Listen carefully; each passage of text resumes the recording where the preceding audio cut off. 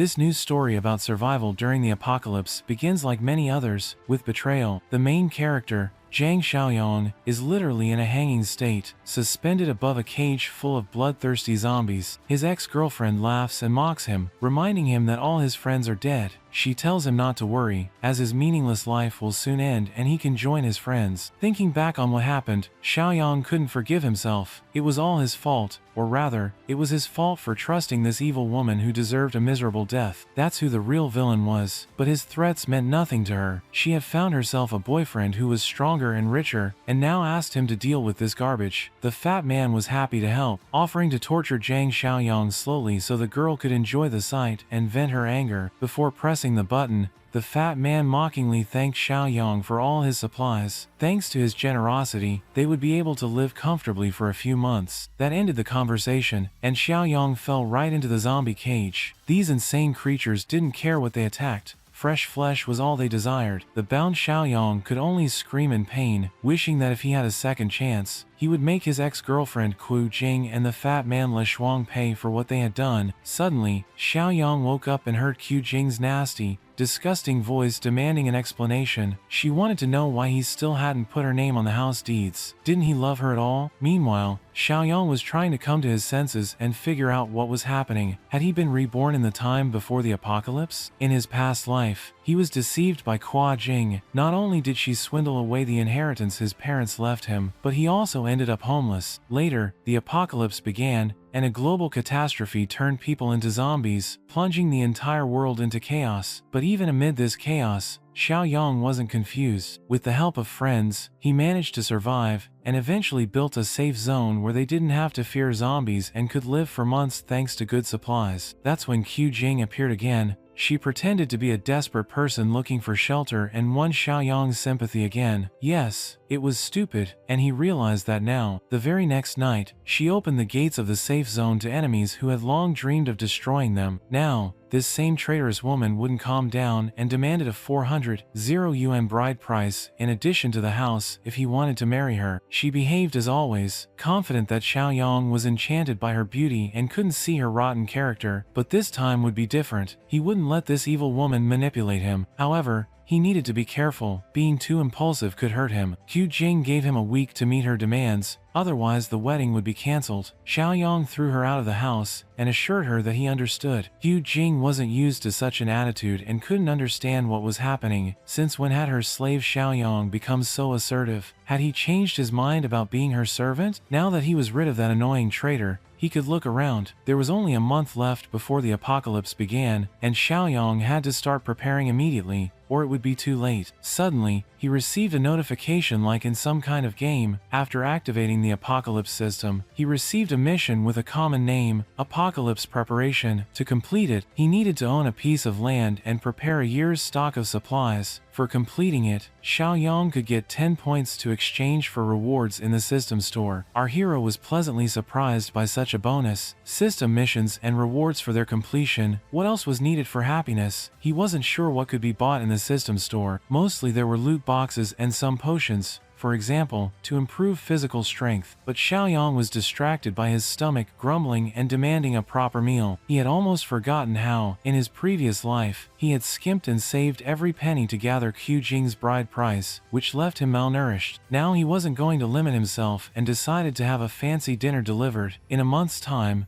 zombies would be everywhere, and as long as good food was available, he should take advantage of it. A few hours later, the delivery arrived. Xiaoyong would never have allowed himself such a legendary Michelin 3-star takeaway before. He decided to start by tasting what a 300 yuan braised pork tasted like. After what he ate during the apocalypse, it was divine and just too good to be true. Our hero didn't stop there and went into food devourer mode. His appetite was quite good, and soon he was almost done. Just at this moment, the phone rang. Wen Shuya, Ku Jing's friend, was calling, which meant that Ku Jing had already managed to complain to her. Xiaoyong answered the phone and immediately regretted it. A shout immediately came from the phone, Wen Shuya demanding to know how dare he treat Ku Jing like that. She just wanted him to prove his love. If he can't give her his property, then how can he say he loves her? Actually, Ku Jing was just testing him a little. and he failed. But if he brings the house deeds and 1,000,000 yuan in cash as an apology, then we will try to help him convince Qu Jing that it was just a misunderstanding. If he doesn't, he can expect a breakup. After such a long speech, our hero simply ran out of patience. Who does she think she is to test him? With an attitude like that, she should just get lost. Wei is still tried to object, but Xiaoyong just ended the call. He was already fed up with these money-hungry girls. He didn't care about them now. The most important thing was to find and buy a suitable piece of land where he could build the strongest fortress, which would not only be easy to defend, but also close to a source of water and forest. The next morning, he arrived at the real estate agency. He was immediately greeted by a consultant and asked if he had come to rent or buy a house. Xiaoyong assured her that it was neither. He was here for something more valuable. Suddenly, a real estate sales manager came up behind them and ordered the consultant, Xang, to go and help carry the boxes. They had received a big shipment of toilet paper today. She tried to explain that she had a customer, but it was no use. Manager Zhu didn't see Xiaoyong as a customer at all. He even scolded his subordinate for forgetting everything he taught her. Convinced that you can't be a real estate agent without flair, he sent her to work in the backyard and told our hero that such a broke loser in cheap clothes probably cannot even afford to buy a toilet, so he can't even be called a customer. This arrogant attitude annoyed our hero,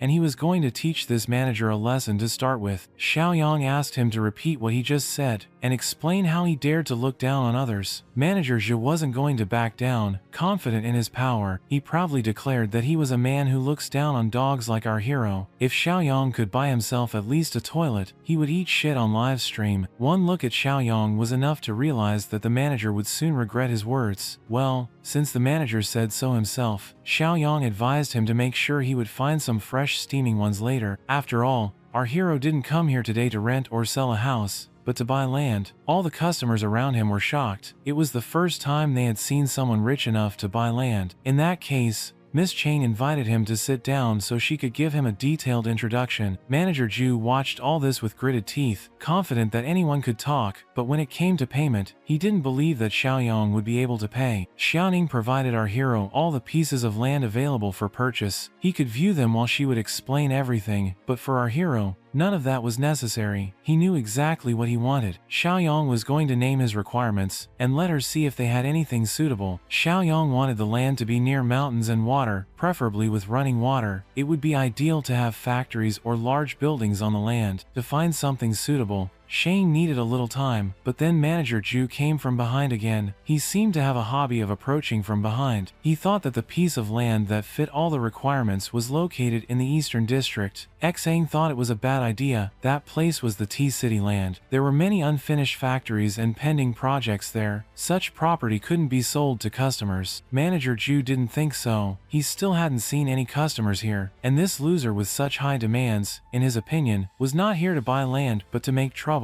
Xiaoyong didn't really care where the land was located as long as it met his requirements. Incomplete factories were also not a problem, even on the contrary, an advantage. After looking at the details, our hero decided that it was exactly what he needed. With the barbed wire, this place would be easy to defend, and unfinished factories would save a lot of money and time on construction, so he agreed to buy this land. He was ready to sign the contract now and pay for the purchase. Shane was shocked. She couldn't believe that someone in his right mind was going to buy this land with unfinished factories, but still, Xiaoyong stood firm, and even asked her to do it quickly because someone here couldn't wait to eat fresh poop soon enough. Manager Zhu held the check in his hands and couldn't believe it was possible. This ragamuffin was able to pay 300,000 for a land with abandoned factories. This was just crazy to him. Xiaoyong reminded him before he left that he had made the payment and now it was his turn to perform. While Zhu is enjoying the process, Xiaoyong will send him a donation in Super Chat so that he won't be so offended. The other customers started encouraging the fat manager to hurry up because they had already started the stream. One just had a stomach that didn't feel good, but he promised that it would at least be fresh. Thus, Xiaoyong had completed the first step of the system task. Now it was time to get to the second one. Xiaoyong had spent all the money to buy the land, and now he needed to figure out how to get money to accumulate supplies. When he was leaving the real estate agency, he was recognized by an old acquaintance, Li Shuang, who immediately wondered what our hero was doing here. However, all these questions flew out of his head when he saw what was going on inside. The staff and customers were forcing Manager Zhu to keep his promise while he was desperately asking for help and how much he didn't want to eat. Poop. Meanwhile, Jing was painting her nails and enjoying life carefree. She got a call from Lei Shuang and asked if she knew that Xiaoyong had come to the real estate company to buy land. Of course, she didn't know, and was shocked at where he got so much money from. Lu Chong clarified that Xiaoyong had paid 300, probably the bride price money he saved. Now she was just furious that that bastard dared to use her money. Lu Chong advised her to calm down and not get mad, but rather go find Xiaoyong and ask him what was going on, but she was blinded by anger. She wasn't going to ask him anything. That bastard was using her money, and she was going to expose him today. In the meantime, our hero had his own worries. Buying supplies and building a base required a lot of money to be found. All his peaceful musings were interrupted by a frantic knock on the door. It was Qu Jing along with her sister. She was still furious that he dared to spend her money. Xiaoyong still couldn't understand what she was talking about. Wing, on the other hand, continued as she thought to expose him that he used the bride price money to buy land. That money belonged to her, and since he bought the land with it, it also belonged to her. Xiaoyong didn't even know how to respond to this crazy woman's claims. He finally decided to explain things to her in a way that even a dumb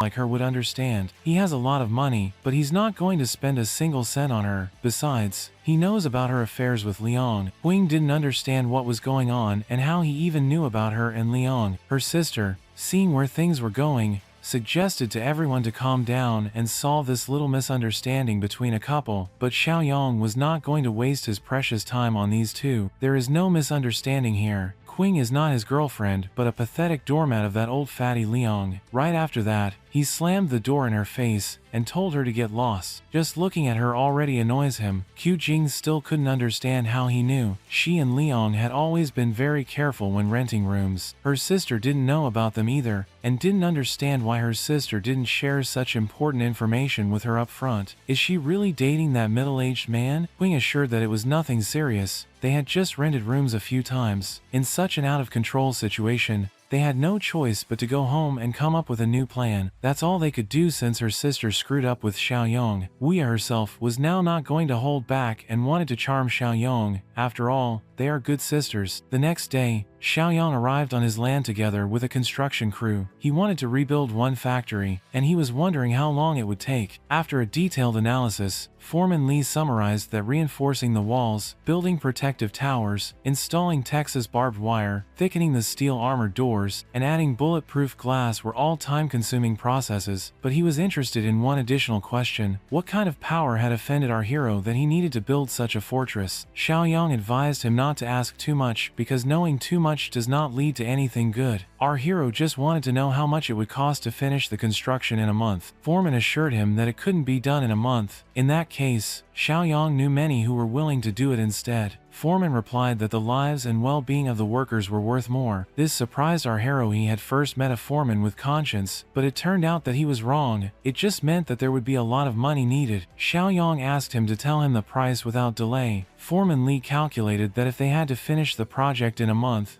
the workers would have to work around the clock, so the cost would be 6 digits. The price was 20 million, and they wanted to get a deposit of 5 million yuan before they started construction so they could start work right away. But this option was not quite suitable for our hero. He wanted them to start work right away, and he would transfer the money to them within a week. The construction company didn't have to worry that he wouldn't pay if he couldn't. That land would be theirs. Suddenly, Shu Ya appeared on the construction site. She defiantly hugged his arm and asked him what he was doing here. Xiaoyong was already sick of this rotten woman. In his previous life, she, along with Qu Jing, had forced him out of his parents' legacy, and this time, he was willing to make her pay twice as much. All her attempts were useless no matter how much she tried to act like a nice girl. He could see her rotten nature. She asked if this was the land he bought. It's such a beautiful view, and Xiaoyong probably wants to build a villa here, right? But whatever he builds here is none of her business. Seeing this attitude, she couldn't understand what was going on. Since when did that loser behave so strangely? Usually, just her touch on his arm was enough to make him blush and his heart start pounding, but today none of that worked. Instead, he indifferently turned away from her and went to instruct the construction workers what they were doing wrong and that the gate needed to be widened. Shuya couldn't afford to miss such a golden opportunity. Since Qu Jing had ruined everything with her cheating, she should move in, and this land would become hers. Xiaoyong returned home and wondered how he could get more money. After he mortgaged the house to the bank, he only got a 3 million yuan loan. It wasn't enough to cover the cost of even the first phase of construction, although if you thought about it, the apocalypse was inevitable anyway, and if he sold the house to a few people, it wouldn't matter. It was something that needed to be dealt with. Just in time, there was a knock on the door. It was the damn annoying old man neighbor. He lived downstairs, and his name was Grandpa Lee. He was a rich old bastard. He owned the apartments on the first and second floor, and wanted to buy the third floor too, but Xiaoyong wouldn't agree to sell it. So this old man was doing all sorts of nasty things, painting the doors, scattering trash, bringing coffins, and jamming locks to the doors. He's been up to all kinds of dirty tricks. And now he's come to complain that Xiaoyong made noise last night by having a party here. Of course, it was a deliberate lie. Our hero went to bed early last night and didn't do anything like that. But there was no point in arguing further. Xiaoyong knew that the old man wanted his house, so he pretended that he was fed up and gave up. Now he was ready to sell the house to the old man. The old geezer couldn't believe his ears, but Xiaoyong had a condition. He wanted to stay living in the house for another 6 months until he found a new place to live. But the old man must transfer 5 million into his account right now so he could pay the deposit for the new house. If the old man doesn't agree to this condition, he can forget about the deal. The greedy old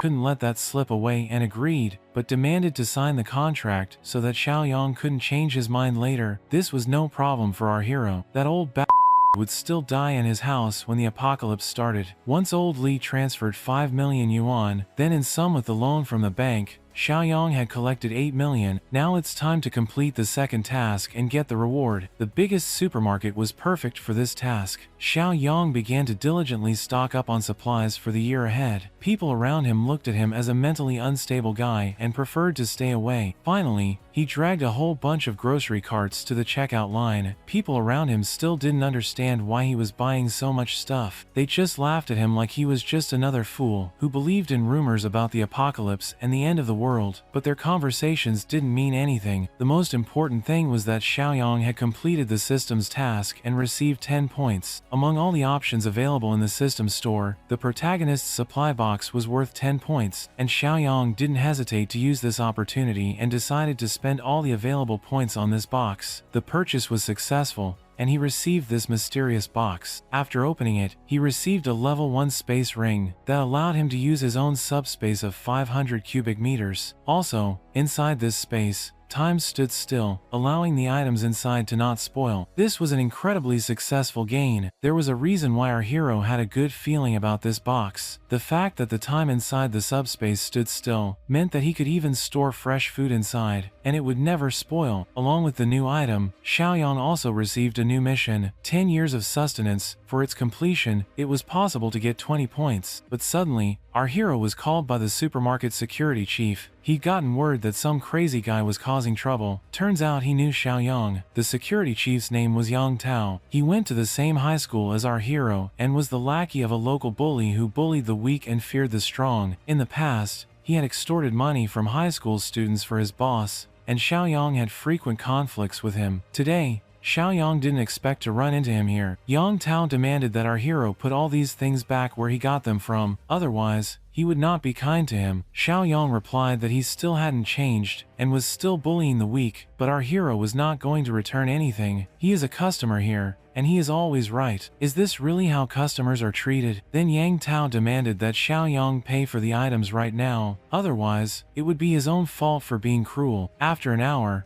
all the cashiers in the supermarket finally calculated the price of all the items, a total of 56,000 yuan. Yang Tao immediately demanded payment, and our hero did not hesitate to use his credit card as a superhero weapon. The transaction was successful, and the security chief was shocked. He turned around and was about to leave, accepting his defeat, but Xiaoyong ordered him to wait. Yang Tao didn't realize what he was doing, but it was simple. Yang Tao had been rude, and now our hero wanted a public apology, or else he would return all those goods. The security chief thought that he had gone too far and was only looking for trouble. However, there were too many witnesses around, They saw everything and fully supported our hero. They recorded everything on video and threatened Yang Tao to make him famous all over the internet if he didn't apologize. Xiaoyong also promised that if the apology was sincere enough, he would buy 10 times more goods here. If Yang Tao didn't believe him, then he could bring the pause machine and our hero would show him his balance. Yang couldn't believe it when he saw 7 million in the account. Xiaoyong only demanded an apology, and then he would continue buying, while the security chief struggled with his pride.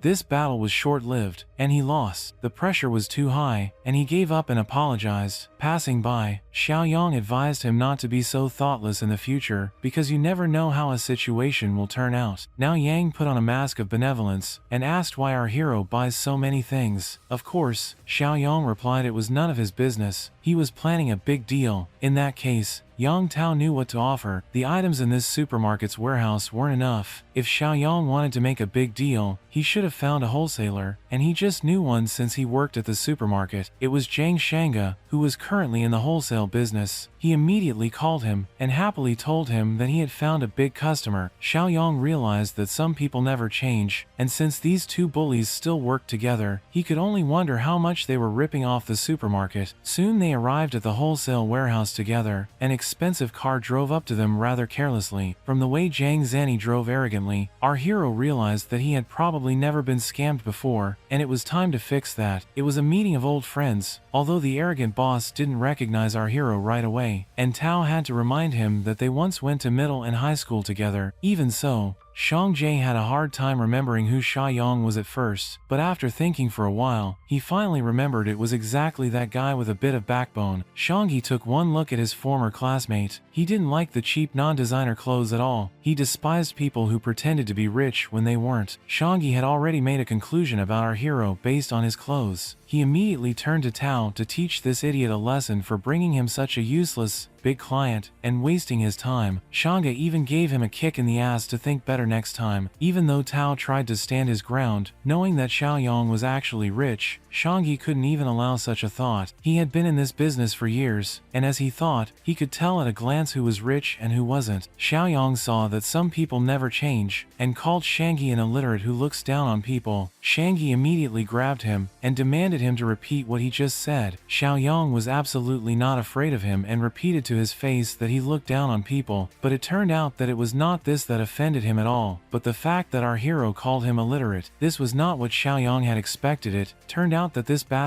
was really shameless. Tao, seeing the impending fight, hurriedly intervened, and advised our hero not to touch Shanggu's sore pointy is really illiterate, so he hates to be called like that. But for saying that, Tao received another kick and insults from Shenji, who was angry because he was not allowed to do what he wanted. Turning to our hero, Shenji gave him a condition: either Xiaoyong buys a truckload of goods from him, or crawls back on all fours. Our hero was more than satisfied with this. He ordered Shangyi to let go of his collar and call out the account number. In just a moment, the angry expression on Shang's face changed to a shocked one. Xiaoyong had somehow actually transferred 1 million into his account. According to our hero, it was only a deposit. He had plans to buy 5 million worth of goods. Shangyi asked what kind of goods he needed. Xiaoyong replied that he needed oil, rice, salt, snacks, and drink. Simply put, products that didn't spoil for a long time. An imperceptible smile appeared on Shangji's face. He had just received a batch of almost expired food,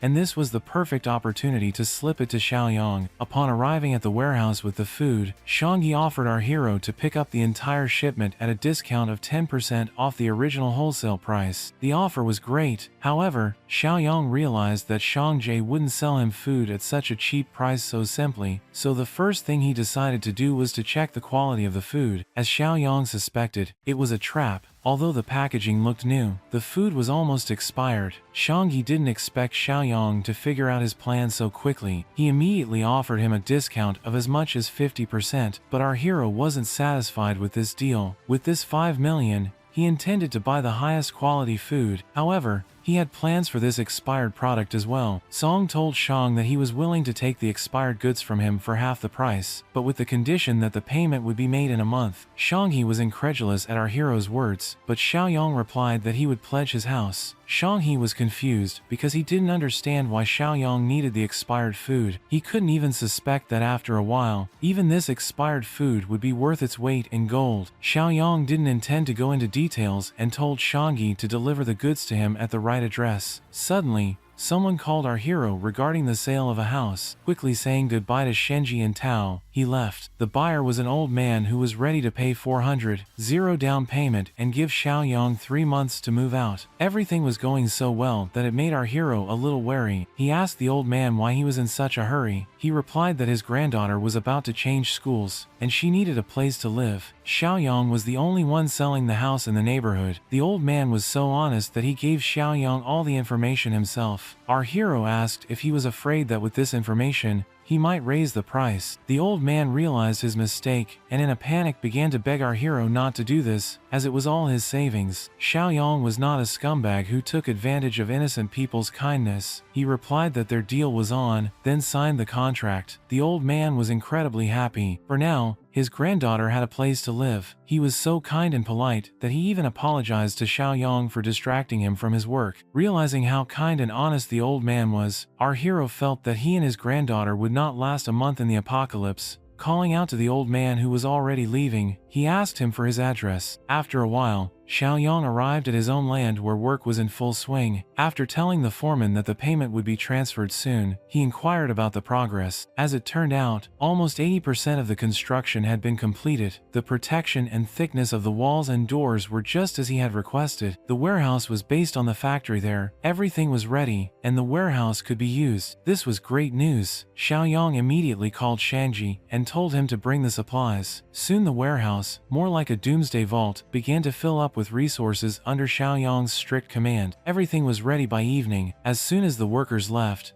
our hero could finally evaluate the work done. Everything had gone according to his plan, and now he could exhale. At the same time, the system sent a notification that he had successfully completed the task, for which he received 20 system points. When Xiaoyong opened the system store, he saw that there was a new box with awakened abilities in it. This meant that he could obtain supernatural abilities before the apocalypse began. Xiaoyong bought one box without a second thought. When he opened the box, he obtained a level 1 ability called Mind's Eye, thanks to which he could detect the hostility of the target. Xiaoyong was glad because, in his opinion, this was one of the most useful skills in the early stages of the apocalypse. The system didn't seem to want our hero to relax, as it soon sent him another task. This time he needed to obtain weapon slots of weapons. Xiaoyong didn't mind at all, as that was exactly what he intended to do. It was time to get some guns. With the new task at hand to arm himself for the upcoming apocalypse, Jiang Xiaoyong found himself in the seedy underbelly of the city, the busy late-night black market. Walking around, he could hear the incessant haggling and obnoxious noises of customers and sellers trying to get better deals for themselves. There were scammers everywhere. Suddenly, something caught Armik's attention, something he saw out of the corner of his eye. It was a man familiar to him, the man that Qu Jing was clinging to in the first apocalypse, Li Shushi. He was aggressively trying to bring down the price of some fake jewelry, eventually whittling down the seller to agree. Jiang Xiaoyong was not expecting to run into this guy tonight, but it made sense that the bastard would be trolling for fake jade bracelets, that which Qu Jing was actually dumb enough to be tricked by fake gifts. A few feet away, he finally found a stall selling some promising wares. Sharp blades were lined up on the floor, each one more lethal than the last. As soon as he laid eyes on those sharp blades, a smile crept up on his face. He finally found what he was looking for. Squatting down in front of the seller, he boldly asked if they sold any hard stuff at this stall. Mr. Camouflage,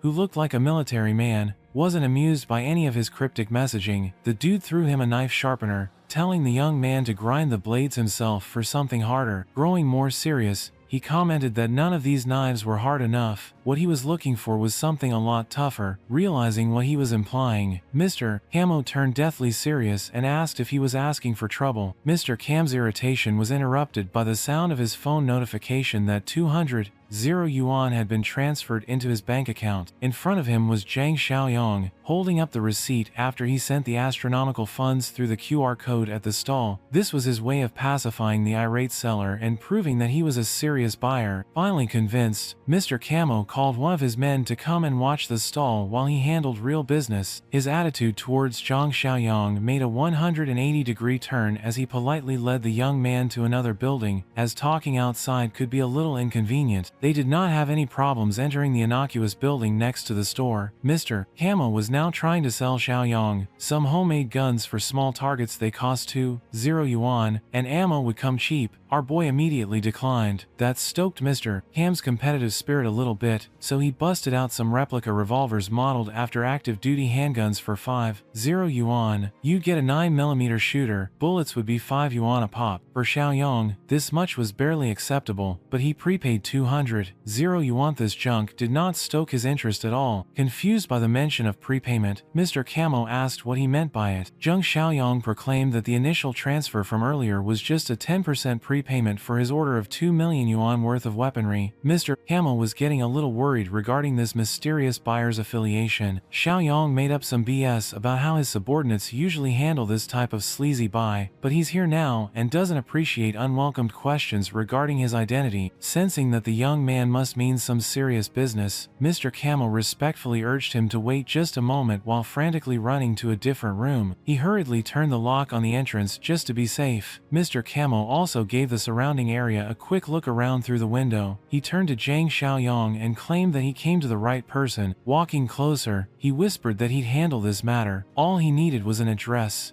and they'd proceed with the transaction at midnight, the day after tomorrow. He'd only accept cash. By the time Jiang Xiaoyong exited the innocuous place, Mr. Cam was practically treating him like a VIP. Xiaoyong was just unlucky enough to get back to the night market street right when the familiar bat from earlier was walking around. Li Chong commented on this unexpected meeting in a black market, no less. Now it makes sense why the young man has been spending so much lately. There's also the matter of Qu Jing. He reckoned that the kid must have seen too much financial advice lately, and now he's trying to lie flat, sell everything, and live in comfort, unbothered by all the nonsensical words of a fat bastard. Jiang Xiaoyong thought it would be more practical to just try out his newly acquired ability. Opening his mind's eye, an imperceptible aura lit up his gaze. He could see a happy face indicator on top of Mr. Cam's head, and an angry one on Li Shuang's. This was a very useful ability, as he had expected. To experiment more, he talked trash about the fat buying fake and secondhand goods to trick Qu Jing. That girl was also his secondhand trash, so it made sense that she was only worth so much. Hearing that made the fat indicator even angrier as he cursed out the young man after hitting a nerve. Seeing the developing conflict, Mr. Camo stepped in and asked his new big fish client if the fuming fat bastard was bothering Xiaoyong. He labeled Li Zong as an enemy. Taking the hint, Mr. Song, Camo assured his new big bro that he and his staff would teach the fat bastard a lesson. Xiaoyong was cool with that, but he reminded them not to go too far, as he had other plans for Li Song in the future. Seeing a group of well-built thugs coming after his fat ass, the wannabe gangster started freaking out, stumbling over his words and losing his arrogance. Mr. Camo did not waste any more words on the piece of trash and pulled out a baton. The boys made quick work of the fat bastard, leaving him beaten and bruised in the middle of the dark road. There were shoe prints all over his face and his white suit from all the kicking he endured. This event only strengthened his distaste for Jiang Xiaoyong. 2 days later,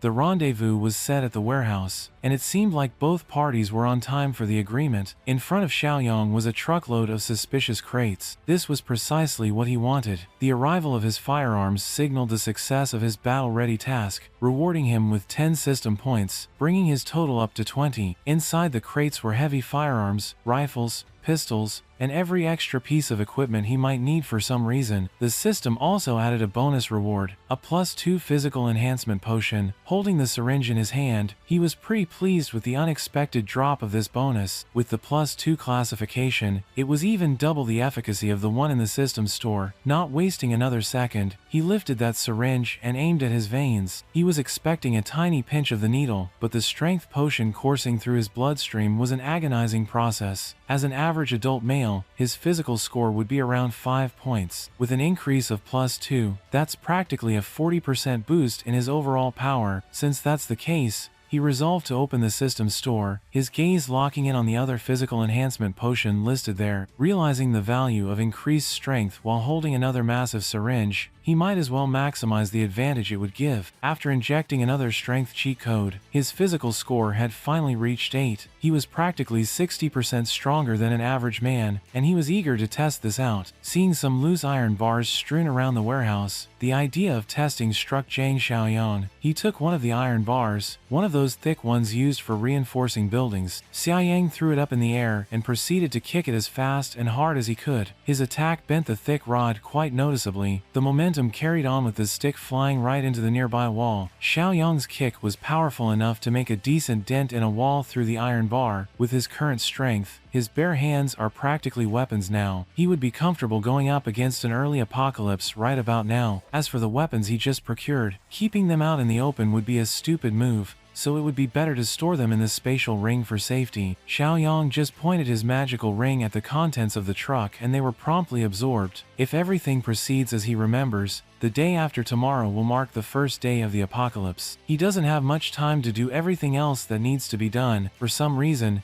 he couldn't brush off the image of that old man pleading to buy his house, using a modest amount of hard-earned cash for his granddaughter. Jiang Xiaoyong had been through countless life and death scenarios and treachery in the first apocalypse, but ignoring the plight of the unfortunate had never been his style. Maybe he'll send some essential supplies to the old man. That's the least he could do to help him and his granddaughter's chances of survival. It's a repayment of sorts for supplying Xiaoyong's apocalypse funds. The very next day, Jiang Xiaoyong drove to a rundown apartment building in a shady part of a different city. Without GPS, finding this place would have been impossible, given how hidden and decrepit it was. Seeing as the old man had been renting in such a cheap and old place without an elevator, it was evident that he wasn't well off. Their unit was even on the top floor. Reaching the door, Xiaoyong casually knocked. He suddenly realized that he should take out the supplies from his storage ring, or he would have a hard time explaining where they came from. Activating its effects, boxes upon boxes of essential supplies stacked on top of one another filled the hallway. At that moment,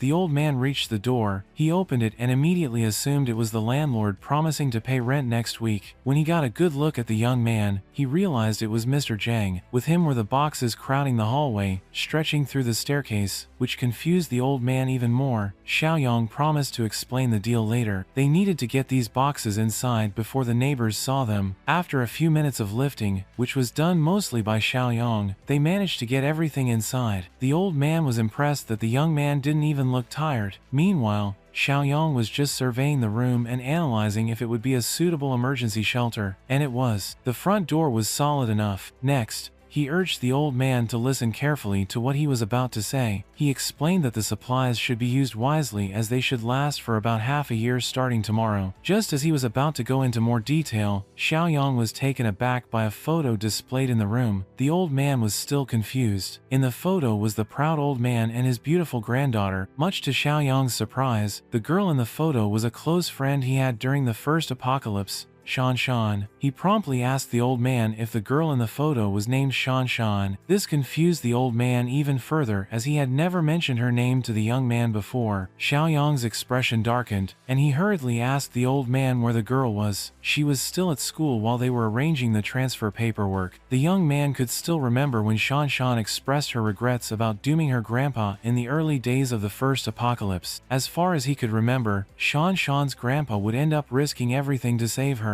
The old man would bravely break into her zombie-infested school in that doomed timeline. He would manage to save her but would die in the process. Being a close aide in his previous life, Xiaoyong resolved to never let that kind of pain happen to Shan Shan again. He turned to the old man and declared that the house wasn't for sale anymore. The innocent grandpa panicked, thinking Mr. Jiang was pulling out of the deal, but Xiaoyong gave him a tougher pill to swallow. The world would turn into a living hell tomorrow. The house and Shan Shan's school wouldn't matter anymore. For now, they needed to pick her up and transfer her to a safer place. This sudden declaration only confused the old man even more. Xiaoyong was in such a rush that he failed to factor in the incredulity of the apocalypse. It was hard to explain what was about to happen to an old man, so he used a more understandable term for an old head, urging the old man to imagine how tragic and terrifying living through a famine was. Sure, it sounded scary, but famines couldn't happen in times of peace, right? Realizing that no words could convince the old man to trust him, Jiang Xiaoyong took a show-don't-tell approach. He sucked all the supply boxes back into his storage ring in an instant. He even included everything else in the room. By the time he was done, the old man was looking at an empty, spacious room. There was no other word to describe it other than magic. Jiang Xiaoyong proclaimed that he had superpowers and could see into the future. The old man needed to listen to everything he said to survive and save Shan Shan. Their next move was to take the girl out of that school. On the car ride to where Shan Shan was, the old man's mouth still hung wide open, his eyes fixated fixated on the unbelievable young man. To get there as fast as possible, Xiaoyong drove like a madman, as if traffic laws were merely suggestions. Running out of the vehicle, they needed to find Shan Shan. Wherever she was in front of one of the department buildings, a young woman stood surrounded by a few other students. It was none other than Shan Shan. Right now, some stereotypical witch was slapping her across the face because some boy liked her. With defiant eyes, Shan Shan insisted that she didn't even want to be with the freak and didn't like the attention from the creep.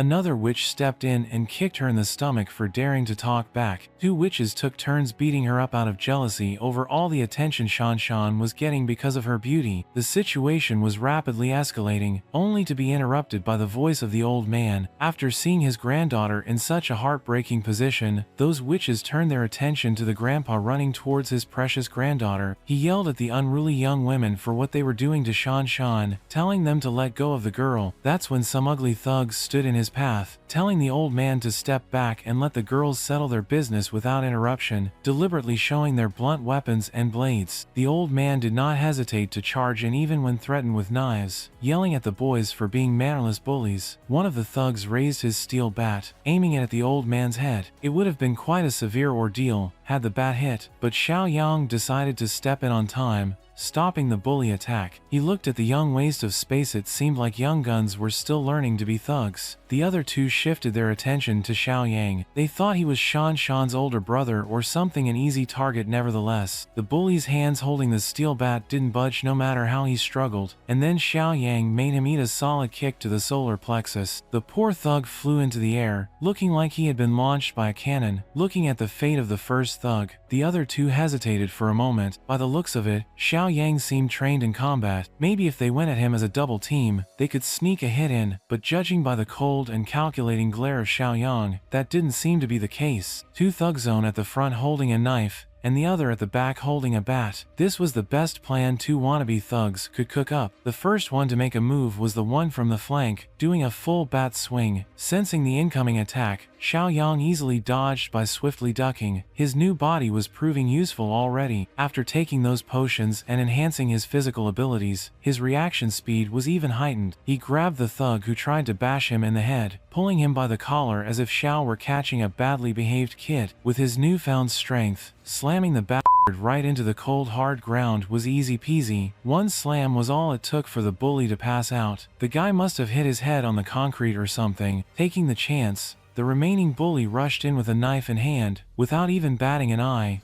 the zombie apocalypse veteran redirected the weapon and stared down the blonde bully with his unwavering eyes. Xiaoyang didn't even break eye contact while priming his leg for another kick. This time, he kicked the remaining thug on the side of the leg. The force was so powerful that it made the bully fold like an omelet. For additional damage, the fall eventually ended with Blondie's face hitting the floor quite hard. In just a few seconds, the wannabe thugs were dealt with appropriately. The only obstacles remaining in front of him were the catty witches aggravating Shan Shan for no good reason. You see, after going through the first grueling apocalypse, Jiang Xiaoyong is now a proponent of equal rights, equal fight, so he smacked that bully witch across the face. She wasn't expecting it either. The strength behind that slap was quite serious. It made her shiver and her cheek turned red. As for the other bully, since she liked pulling Shan Shan's hair so much, Xiaoyang gave the witch a taste of her own medicine. He didn't let go no matter how much she pleaded. With a murderous gaze, he pulled out the knife he got from the blondie and placed it against the girl's neck. Scared of what he might do, the witch was frightened to tears. Every bystander in the area heard a crisp slash and an ear-piercing scream. Xiaoyang didn't even bat an eye. In the first apocalypse, he did a lot of things for the sake of survival, and those instincts have remained with him. The ladies watched in horror at the result of what he had just done. Miss Bully dropped to her knees, seemingly lifeless and powerless. Don't worry, RMC is not that bruta, at least not yet. He just gave the bully a little haircut and humiliated her in front of everyone. Still not learning her lesson, the witch cried out that she wouldn't let Xiaoyang get away after doing her dirty like this. He didn't pay any mind to her empty threats while glaring down at her pathetic self. He sprinkled the locks of hair on top of her head for maximum disrespect. He did so while telling her that he did her a favor, as long hair would only be a burden in the near future. Everyone was confused by his cryptic words, but he assured them that having short hair might just save the bully's life in the coming days. Xiaoyang turned to Shan Shan with close familiarity, telling her that they had to go now.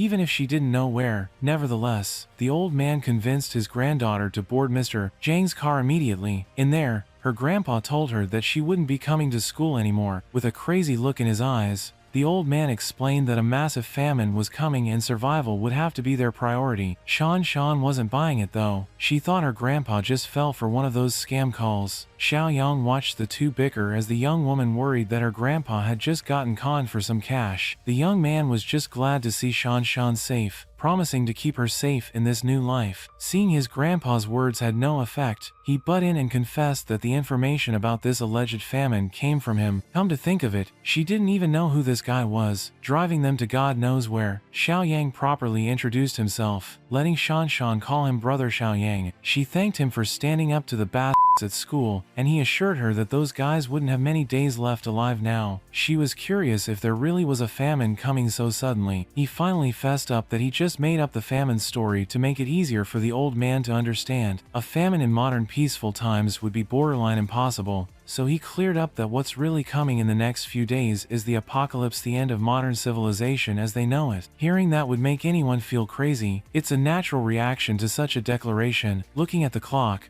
Xiaoyong reckoned that it should be about time to check the news and internet to see the initial signs of the end of times. Pulling her phone out and checking the news, a video of a man reciting some pretty ominous end-of-days stuff appeared front and center. It was a man being detained by authorities in a crowded train station. Some people said it was rabies, and the guy was biting other people, but the man seemed lucid enough to recite some grim stuff about a smog with a strange smell. In the video, the detainee resisted being held down hard enough to break free and bite more people like a dog. It was pretty much chaos from then on. As Xiaoyang stated and expected, the initial signs of the apocalypse were already in full swing. Tomorrow will mark the official first day of the apocalypse. A toxic smog will start to blanket several provinces, including Province B. All kinds of living beings will be affected by this unknown smog. It will come to a point where a significant portion of the population will mutate into mindless zombies, roaming the streets, looking for their next prey. As for the other portion that survives the smog, they won't be spared the cruelty of those zombies hungry for flesh. After dying an agonizing death, victims will become one of them. Shan is part of the new generation, so she should have a general idea of what zombies are like. She does have some ideas based on films and pop culture in general, but it's hard to believe it's happening for real. But when the chaos officially kicks off tomorrow, the day after, or next week, everyone won't find the ideas so unbelievable anymore. Unfortunately, they were caught in traffic when time was of the essence to get back to headquarters. It was so bad that even the emergency lane was blocked and backed up. The old man was starting to freak out as Mr. Jiang just mentioned zombies, and now they're in a stationary position, but Xiaoyong assured him that they should be safe for now. Even if the zombies won't be able to take over everything for a few days,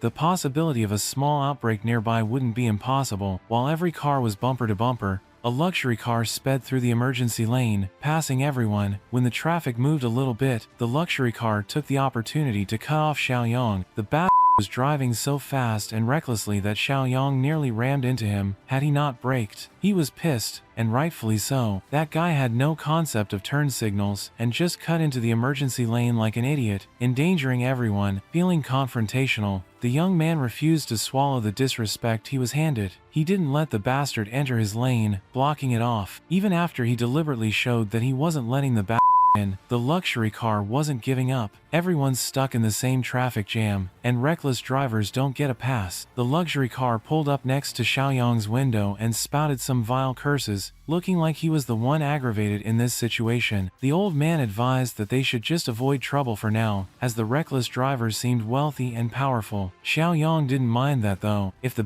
tried to step out and cause trouble, he wouldn't hesitate to paint the road with the rich man's blood. They were stuck in that traffic jam for almost an hour, but it fortunately cleared up. Looking at their rear, it seemed like the headaches had not stopped yet. As the luxury car from before was trying to cut in once again, it was deliberately chasing after them. Xiaoyong was really starting to get pissed off now. The rich brat just wouldn't let it go. Whoever that bastard was, he's surely an unhinged person who willingly put his life and vehicle on the line just to be obnoxious on the road. He was tailgating and deliberately taunting them. It's your textbook road rage enjoyer. The old man urged Mr. Jiang to just let it go and not engage any further. Well, the Jiang Xiaoyong of the past might have let this bastard slide. But the apocalypse is due tomorrow. There would be no need to tolerate scumbags like that rich brat anymore. So Xiaoyong played with the road rager for a little bit. He bet on the guy bitching out at the last second, and he came out on top. The rich brat nearly crashed on the hill nearby, and he had the gall to attribute it to the little punk from the traffic. The suited up bastard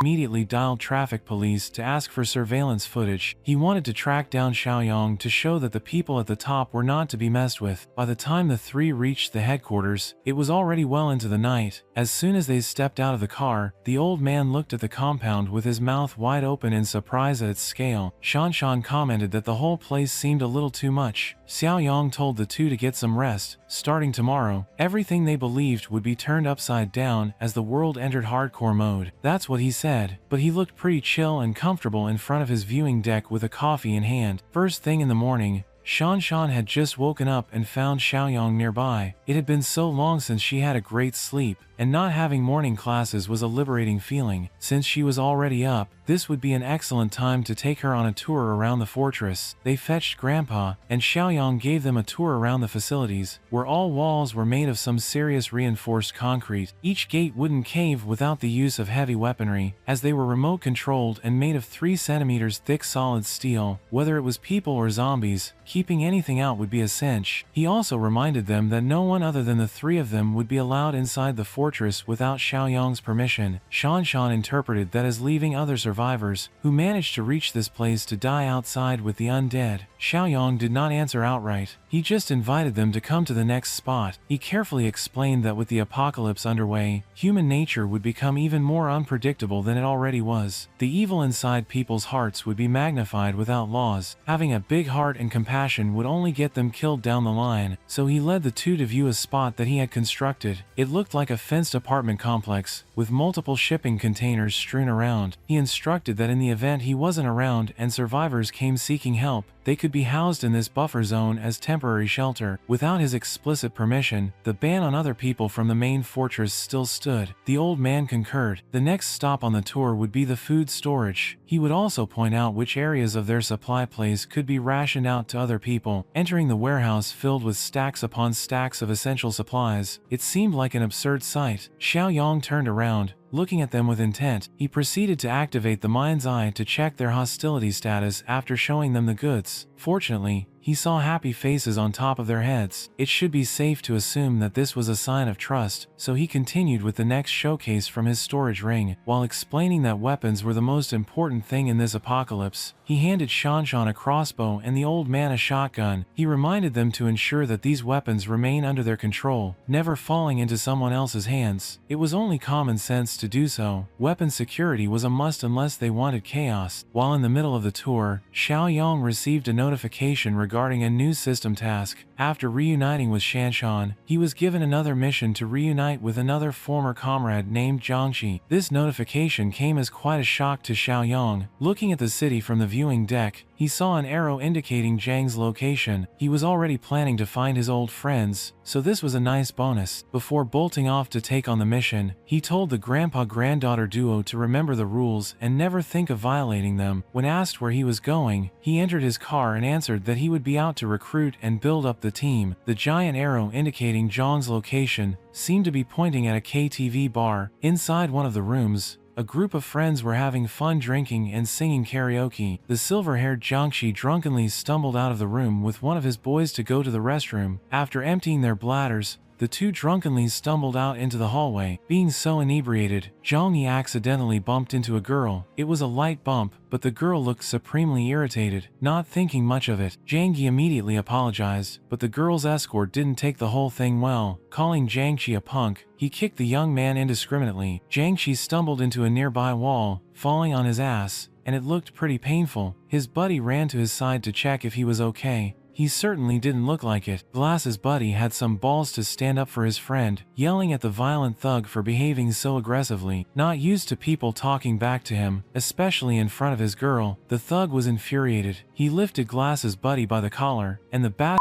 was quite strong. Seeing the situation escalating, Jiang tried his best to get back up and admit that he was at fault, pleading for the thug not to hit his buddy. Fortunately, a KTV staff member was walking around nearby. He was lamenting getting over stomach flu and immediately catching a cold, but the commotion caught his attention. It seemed like fights were quite commonplace in this bar, as drunk people just couldn't keep their hands to themselves. The staffer decided to step in to try and break up the fight, asking both parties to calm down. When the thug turned around, he looked offended to be stopped. He took it as disrespect, as even the KTV's owner would not dare touch his clothes. The heroic staffer was now the target of the thug's anger, so he silently gestured for Jiang Xi and his buddy to hurry up and leave. Bastard thug demanded that the bar boss come out right away, or he would shut the place down. Mr. Staffer tried to de-escalate, but it seemed ineffective as the college boys ran away. Back in karaoke room 3090, the two barged in as if they were being chased by a wild animal. Their other friends were naturally curious as to what was happening and why they were in such a frantic rush. Well, they basically bumped into a drunk thug who threatened to beat them up really badly. They were lucky that one of the staff was quick-witted and kind enough to defuse the commotion. One of their friends stood up, telling them they should have put up a fight, as their mechanical engineering class should never back down. He wanted to call other guys from their department to retaliate. Jiang He stopped the hothead from doing so, as acting tough and looking for trouble when they had less than a year until graduation would be a stupid move. They should just keep singing, dancing, and celebrating. They did just that, but the trouble continued looking for them in the form of the drunk thug with his whole group.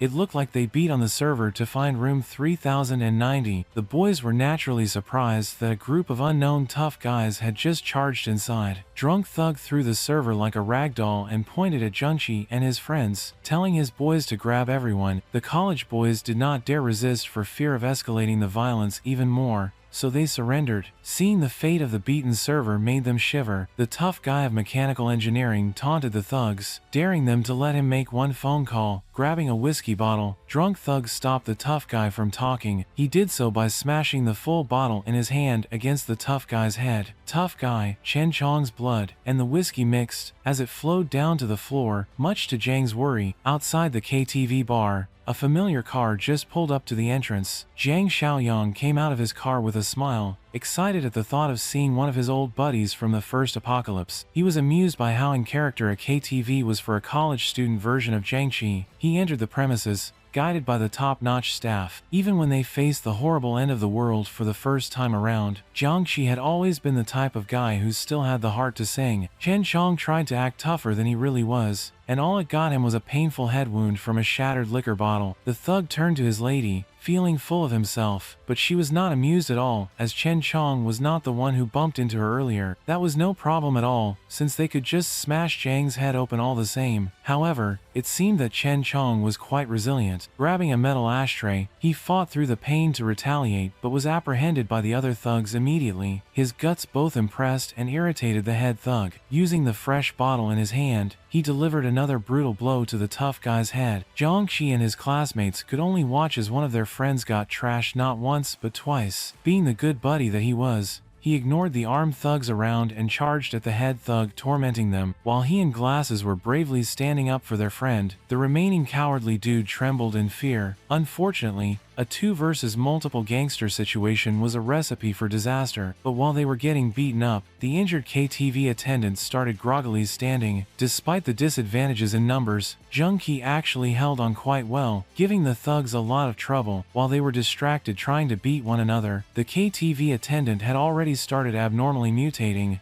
losing his sanity. The rabid zombie immediately ran up to where the largest clump of living flesh was, exhibiting extraordinary speed. One unfortunate thug just happened to be the nearest, so the infected attendant took a bite out of his back like it was a medium-rare steak. Still aware of what was happening, the thug was just annoyed at the dog-like behavior of their first victim. Meanwhile, Zhang's cowardly classmate was losing his mind out of terror instead of backing his friends up. Another thug tried to pull the attendant off his buddy's shoulder, but the bite was way too persistent, and the mutation had enhanced his physical strength. Suddenly, the infected turned around in one swift motion, letting go of one thug's shoulder and transferring the bite over to another thug's arm. The bite was painful, but the more troublesome part was the enhanced physical strength, making it borderline impossible to shake the infected off. At this rate, everyone in the room would probably fall victim to the mutated attendant if a certain someone did not intervene. Jiang Xiaoyong stole the spotlight by grabbing the rabbit attendant by the back of its neck and lifting the beast up in the air with a single arm to neutralize the threat. He turned to the nearest glass wall and smashed the zombie right into it, shattering the glass. Xiaoyong turned to the warring thugs and students, telling everyone to stop what they were doing. His display of swift viciousness was quite effective in demanding their attention. The thugs reckoned that this stranger must be strong as hell, since they could not even move the rabbit attendant with two people teaming up. Head Bastard was quite ineffective at reading the room, redirecting his anger towards the man who had just smashed a rabid zombie with one hand. Ignoring the gangsters, Xiaoyong turned to Jiang to ask if the young man was bitten. Stuttering in confusion, he replied that he was not bitten. None of them had a clue as to what was going on. Without further explanation, Xiaoyong just ordered his old friend from a previous life to come with him. For some reason, Ji felt compelled to follow, but was stopped by the head thug who still thought that he was the top dog in this situation. Before another fight could erupt, one of the bitten gangsters started coughing severely while complaining about a severe headache, making his head spin. Xiaoyong could spot the early signs of mutation from a mile away, and this guy was exhibiting every symptom. Aside from the massive bite wound on his shoulder, he also complained about having a runny nose earlier in the day, while still holding the rabid zombie by the neck. Xiaoyong confirmed that the thug was bitten. The signs of rot and infection were already visibly spreading from the wound itself. He was a lock for infection, and with the bite so close to the nervous system, the spread would only accelerate. The thug was bound to mutate sooner rather than later, and they couldn't afford to deal with two rabid zombies in such a closed space. So Xiaoyong started moving, dragging the resisting zombie, drawing everyone's eyes to his following action. Upon arriving near the door, he chucked the infected attendant inside the restroom. He immediately pulled the sliding door closed, effectively trapping the infected inside. The rabid zombie was quite rowdy, immediately getting up to aggressively bang on the door. Thankfully, zombies in the early days had not yet learned how to open doors. Everyone in the room looked at Xiaoyong with puzzled expressions. With the threat of the rabid zombie effectively neutralized, Xiaoyong's demeanor shifted to an even more aggressive one as he asked Jiang which one of these thugs needed to catch his hands. The young man was still confused as to who Xiaoyong was, since they didn't even know each other at this point. Head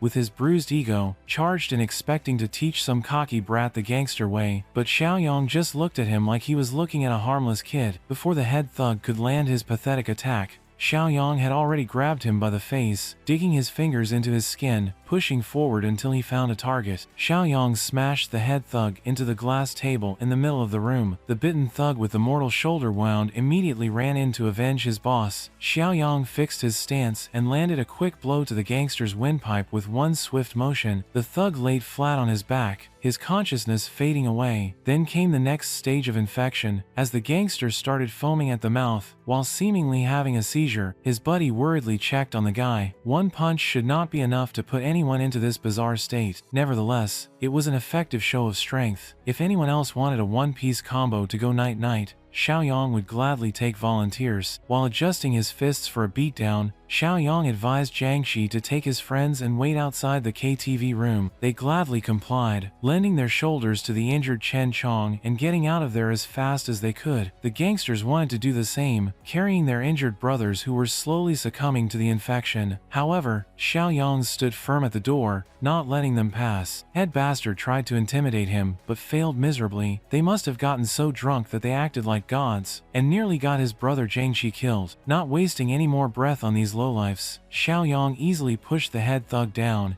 infuriating the egomaniac gangster. Afterward, Xiaoyong immediately left, slamming the door in their faces to let nature take its course. Head began crazily banging on the door, calling Xiaoyong all kinds of names while threatening to skin him alive. Unbeknownst to him, one of his men had already succumbed to the infection. The zombie bite near his nervous system had hastened the process. Upon opening his eyes, they had already turned bloodshot and crimson with no signs of sanity or control left. The rabid gangster lunged forward to attack his boss. Attracted by the banging on the door, Xiaoyong made sure to hold the door handle securely, as the rabid gangster gnawed and chewed at his friends. To make matters worse, The zombie attendant locked in the bathroom had also figured out how doors worked. Xiaoyong could hear the carnage from the hallway. Curious, one of the KTV employees hesitantly approached Xiaoyong, and he urgently tasked the employee to get the keys and lock the door, not letting anyone enter. They were also to call the police and paramedics, citing a case of rabies flu inside the room. Hearing the seriousness in the young man's voice and the mention of rabies flu alarmed the employee. He was in a daze, so Xiaoyong had to yell at him a second time to act fast as they didn't have time to dilly-dally. The KTV room was securely locked from the outside, with the unintelligible grumbles of the rabid gangsters audible from the hallway. As for Jiangqi and friends, Xiaoyong invited them to follow him for now, leaving the KTV employees to deal with the aftermath of what had just transpired. The employee who locked the door couldn't help but be creeped out by the inhuman noises coming from inside. One of his colleagues curiously approached, asking what the chaos was about. The mention of rabies flu would alarm anyone who heard it, and so they decided to run to the security room and check out the live security footage. As soon as they arrived at the security room, the live feed showed the stuff nightmares are made of. It was a gore fest of rabid monstrosities feasting on their dead friends. The insanity in their eyes was terrifying as they gnawed on flesh and blood. Even the girl was not spared, her face bitten and eaten. This footage certainly lit a fire under the security team to call the cops. Meanwhile, Xiaoyong warned the college friends that the area was not safe anymore and that they must leave as soon as possible. Not sure what to do, they willingly entered Xiaoyong's car and they went on their way to the off-grid base camp. Jiangxi thanked Xiaoyong for helping them against those thugs, but they still hadn't been properly introduced, so he was a little apprehensive. Jiang Xiaoyong formally introduced himself and lied about the fact that he had been hired by an anonymous employer to protect Jiangxi. The coward of the group curiously asked if the rabies flu was confirmed, as he had seen people debunk the hoax on the internet not too long ago. Xiaoyong simply cited what they had seen back in the KTV room. There was no other logical explanation for it. Glasses fearfully asked if there was any medicine or vaccine against this rabies flu they were talking about. Xiaoyong stared at the boys from the rearview mirror while driving and gave it to them straight. The disaster wouldn't end,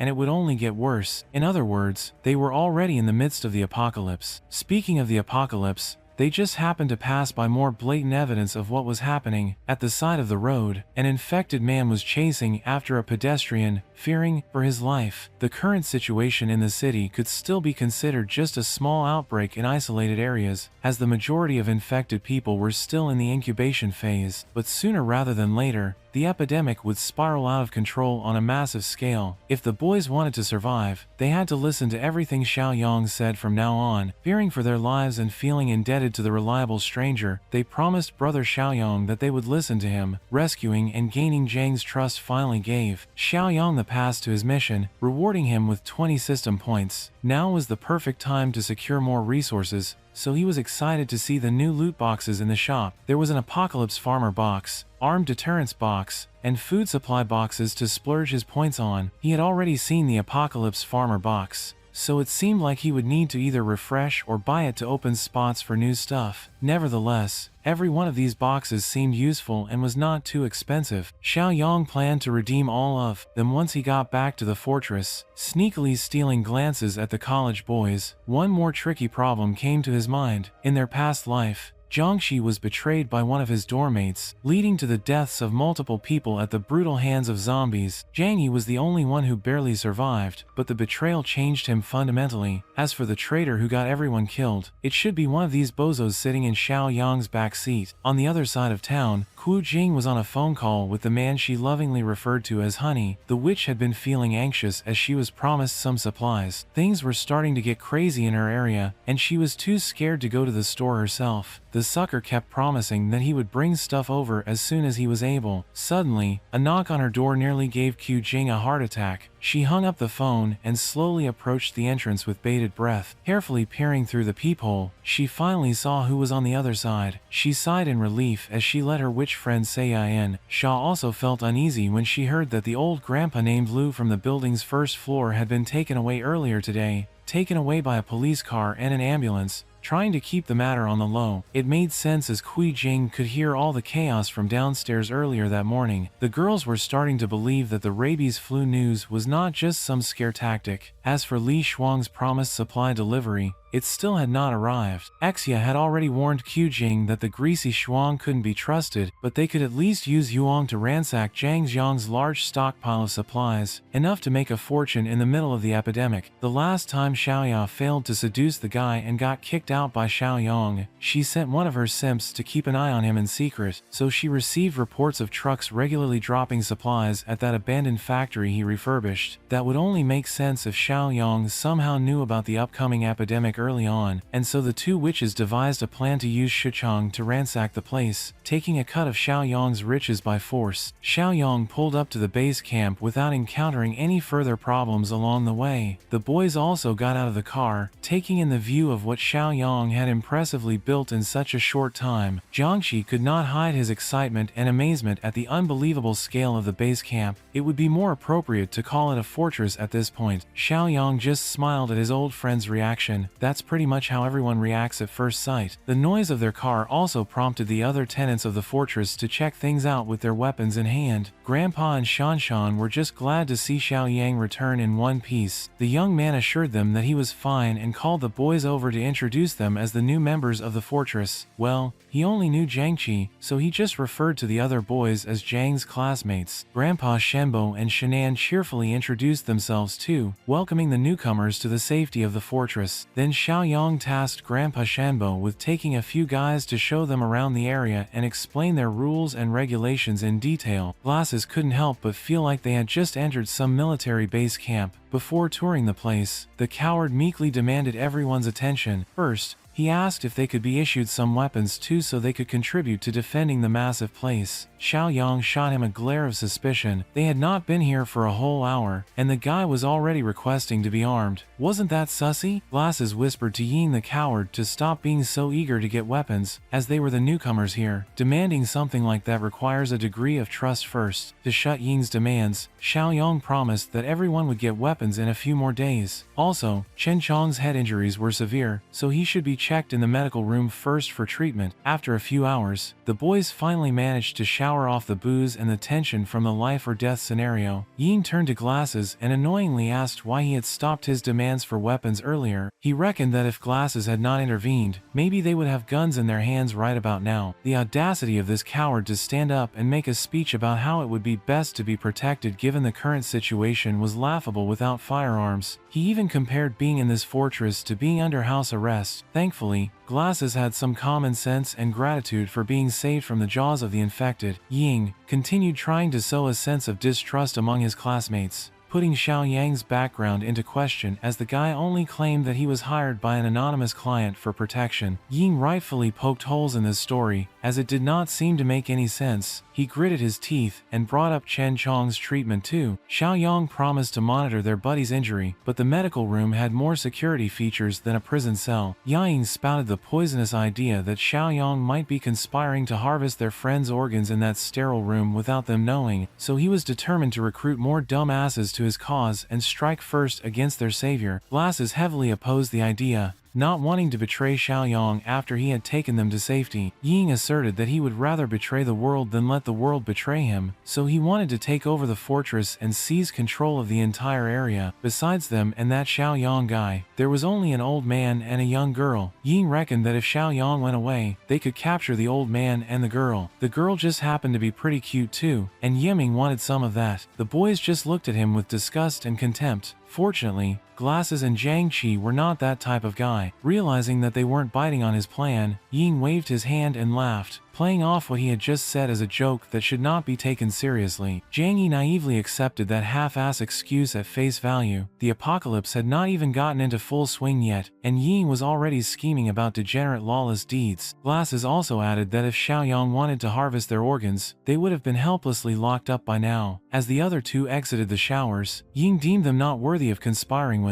He believed that in chaotic times, one must be ruthless, even though he trembled at the sight of blood while his buddies were throwing hands with gangsters earlier. Yiming wanted to turn them into lackeys for life once he took over. Grandpa Shungo reported that Jiangxi and the others had started settling in. As for the injured Chen Chong, he was also in recovery as instructed. All doors and windows had also been secured. Xiaoyong thanked Grandpa Shenbo and Shanshan for their hard work, telling them to get some rest, for they didn't know what tomorrow would bring. Before they went, Xiaoyong also warned the two to keep a close eye on Jiang's other two classmates, citing that he felt some traitorous vibes among them in the dead of night. Xiaoyong went straight to his warehouse to settle some stuff. He opened the system's item shop and gave the offerings a thorough inspection, clicking on all of the offered products. He successfully redeemed the Level 1 Apocalypse Farmer box for 2 points, the Level 1 Food Supply box for 5 points, and the Level 1 Armed Deterrent Supply box for another 5 points, leaving him with 8 points remaining. The Apocalypse Farmer box contained 50 corn seeds. The Food Supply box awarded him with 200 kilograms of starch sausage, 100 kilograms of pre-cooked braised pork with preserved vegetables, and 50 boxes of pickled cabbage noodles. As for the Armed Deterrent box, it contained a whopping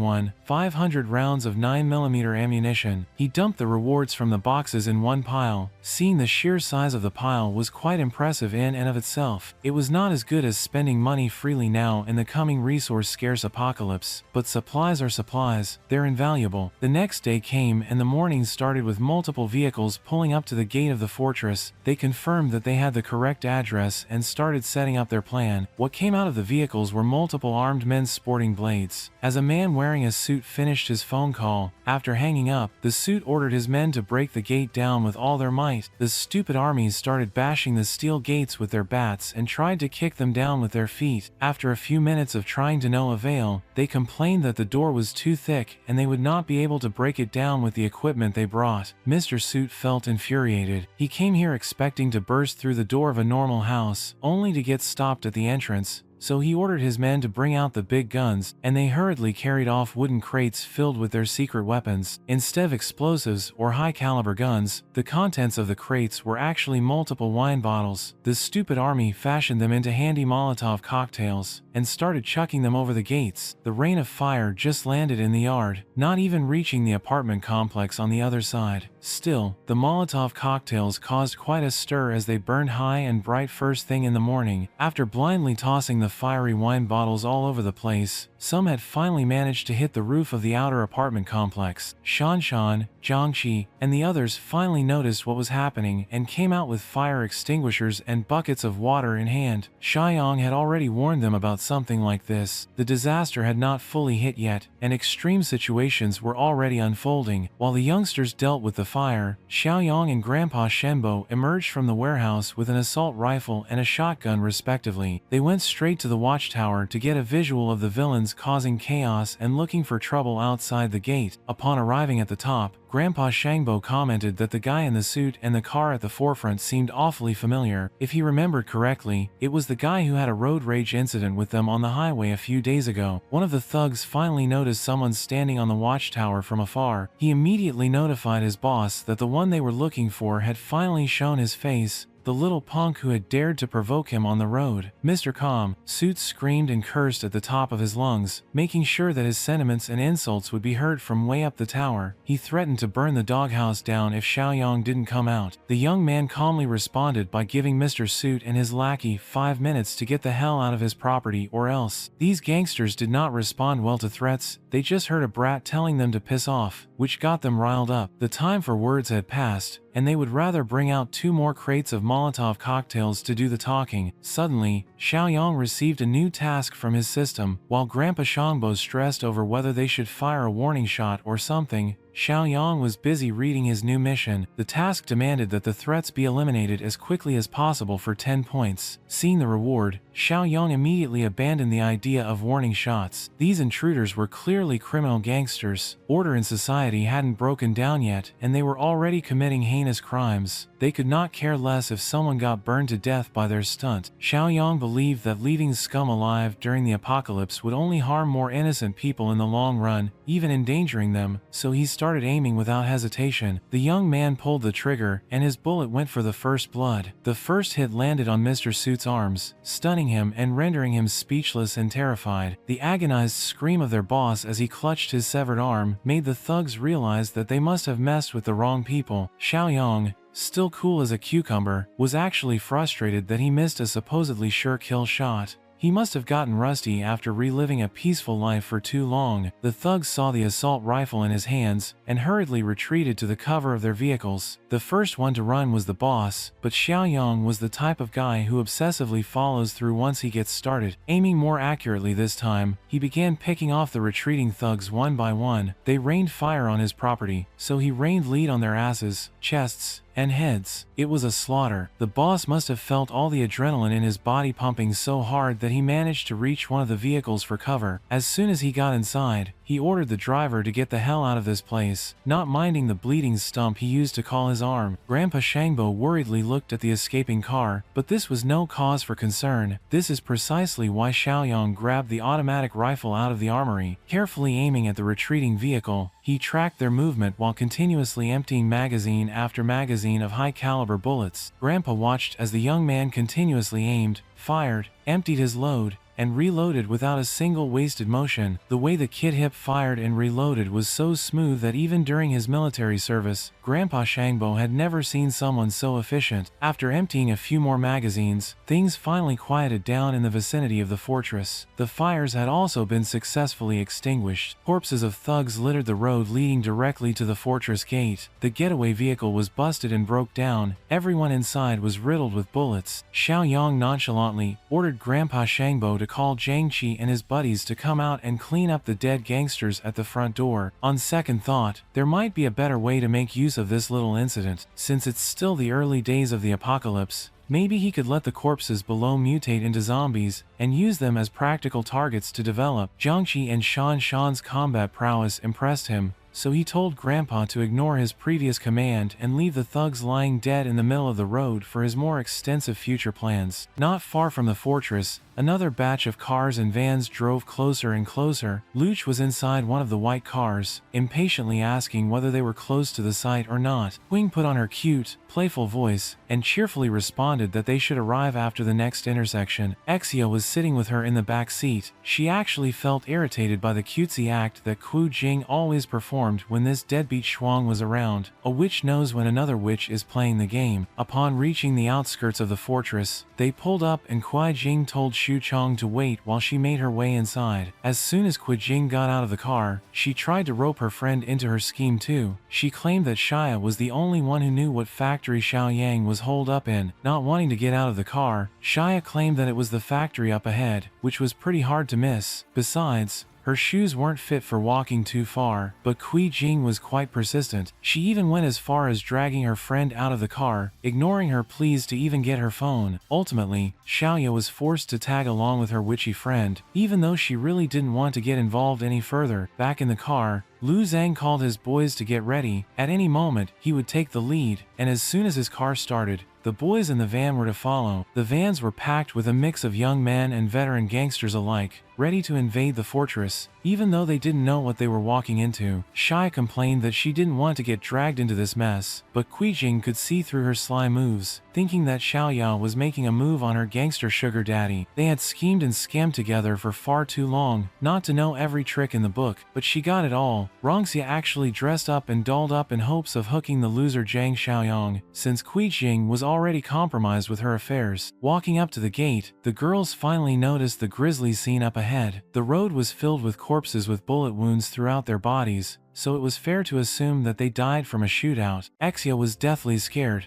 urging Qing to just go back and abandon the plan. Judging by the blood, it seemed like the corpses had been there for a while now. Qing reckoned that these were two groups fighting over Jiang Xiaoyong's supplies. If these hardened criminals died in the process, then it would be safe to assume that loser Xiaoyong probably didn't make it out alive too. It didn't really matter if he died, they just needed the priceless supplies. Xiaoya, being the voice of reason, wanted to let Li Shuang and his boys handle this mess, but Qu Jing wanted to sneak over and see if the factory gate was locked. Unbeknownst to the girls, the gangster corpses had already started mutating with the inherent virus in their system. Despite the piles of corpses littering the road, the conniving witches still had the guts to go up to the door to enact their plan. Xiaoya couldn't see a way to open the locks as the gates were sealed to the utmost tightness. Even the view of the inside compound was blocked. At least this should mean that Xiaoyang was safe and not vulnerable to getting scammed. Their fruitless effort to enter the facility came to a halt when someone called them out from the outpost near the entrance. It was Shan, putting on a tough front. She aggressively asked the ladies how they had found this place. Shia started talking gently as if she were an old friend while telling the gate guard that the two of them were friends of Xiaoyong. Huang even boldly claimed that she was his girlfriend. To make sure of what was happening, Shan'an turned around and informed Xiaoyong that there were two witches outside the gate, with one of them claiming to be a girlfriend. As soon as Shan vanished from the outpost, Kui Jing immediately started accusing her ex of changing his attitude because of a new younger girl, but Xia knew that they couldn't afford to cause chaos so soon. Also, the woman stationed at the gate had a crossbow equipped. The witches were confident that the deadbeat Li Shuang would be able to pull the heist off. He brought a few handguns, and all the girls had to do was get the gates open. As soon as Xiaoyong came to the watchtower and saw the two worst women in his life, his fury was palpable. Secretly, he used his mind's eye to appraise their status. Shai quickly put on a performance, telling him that they were just concerned and checking on him. Things had been so chaotic, so she tried to appeal to his pity, all while fostering negative emotions underneath, as seen by the mind's eye vision. Of course, Xiaoyong didn't bite. He wasn't as clueless as he had been before. He correctly realized that the scumbag Li Shang must be nearby waiting for a signal. He even taunted the ladies by asking them what kind of weapons they had brought. The foxy duo was speechless. They hadn't even gotten into the compound, and their plan was already figured out. To make matters worse,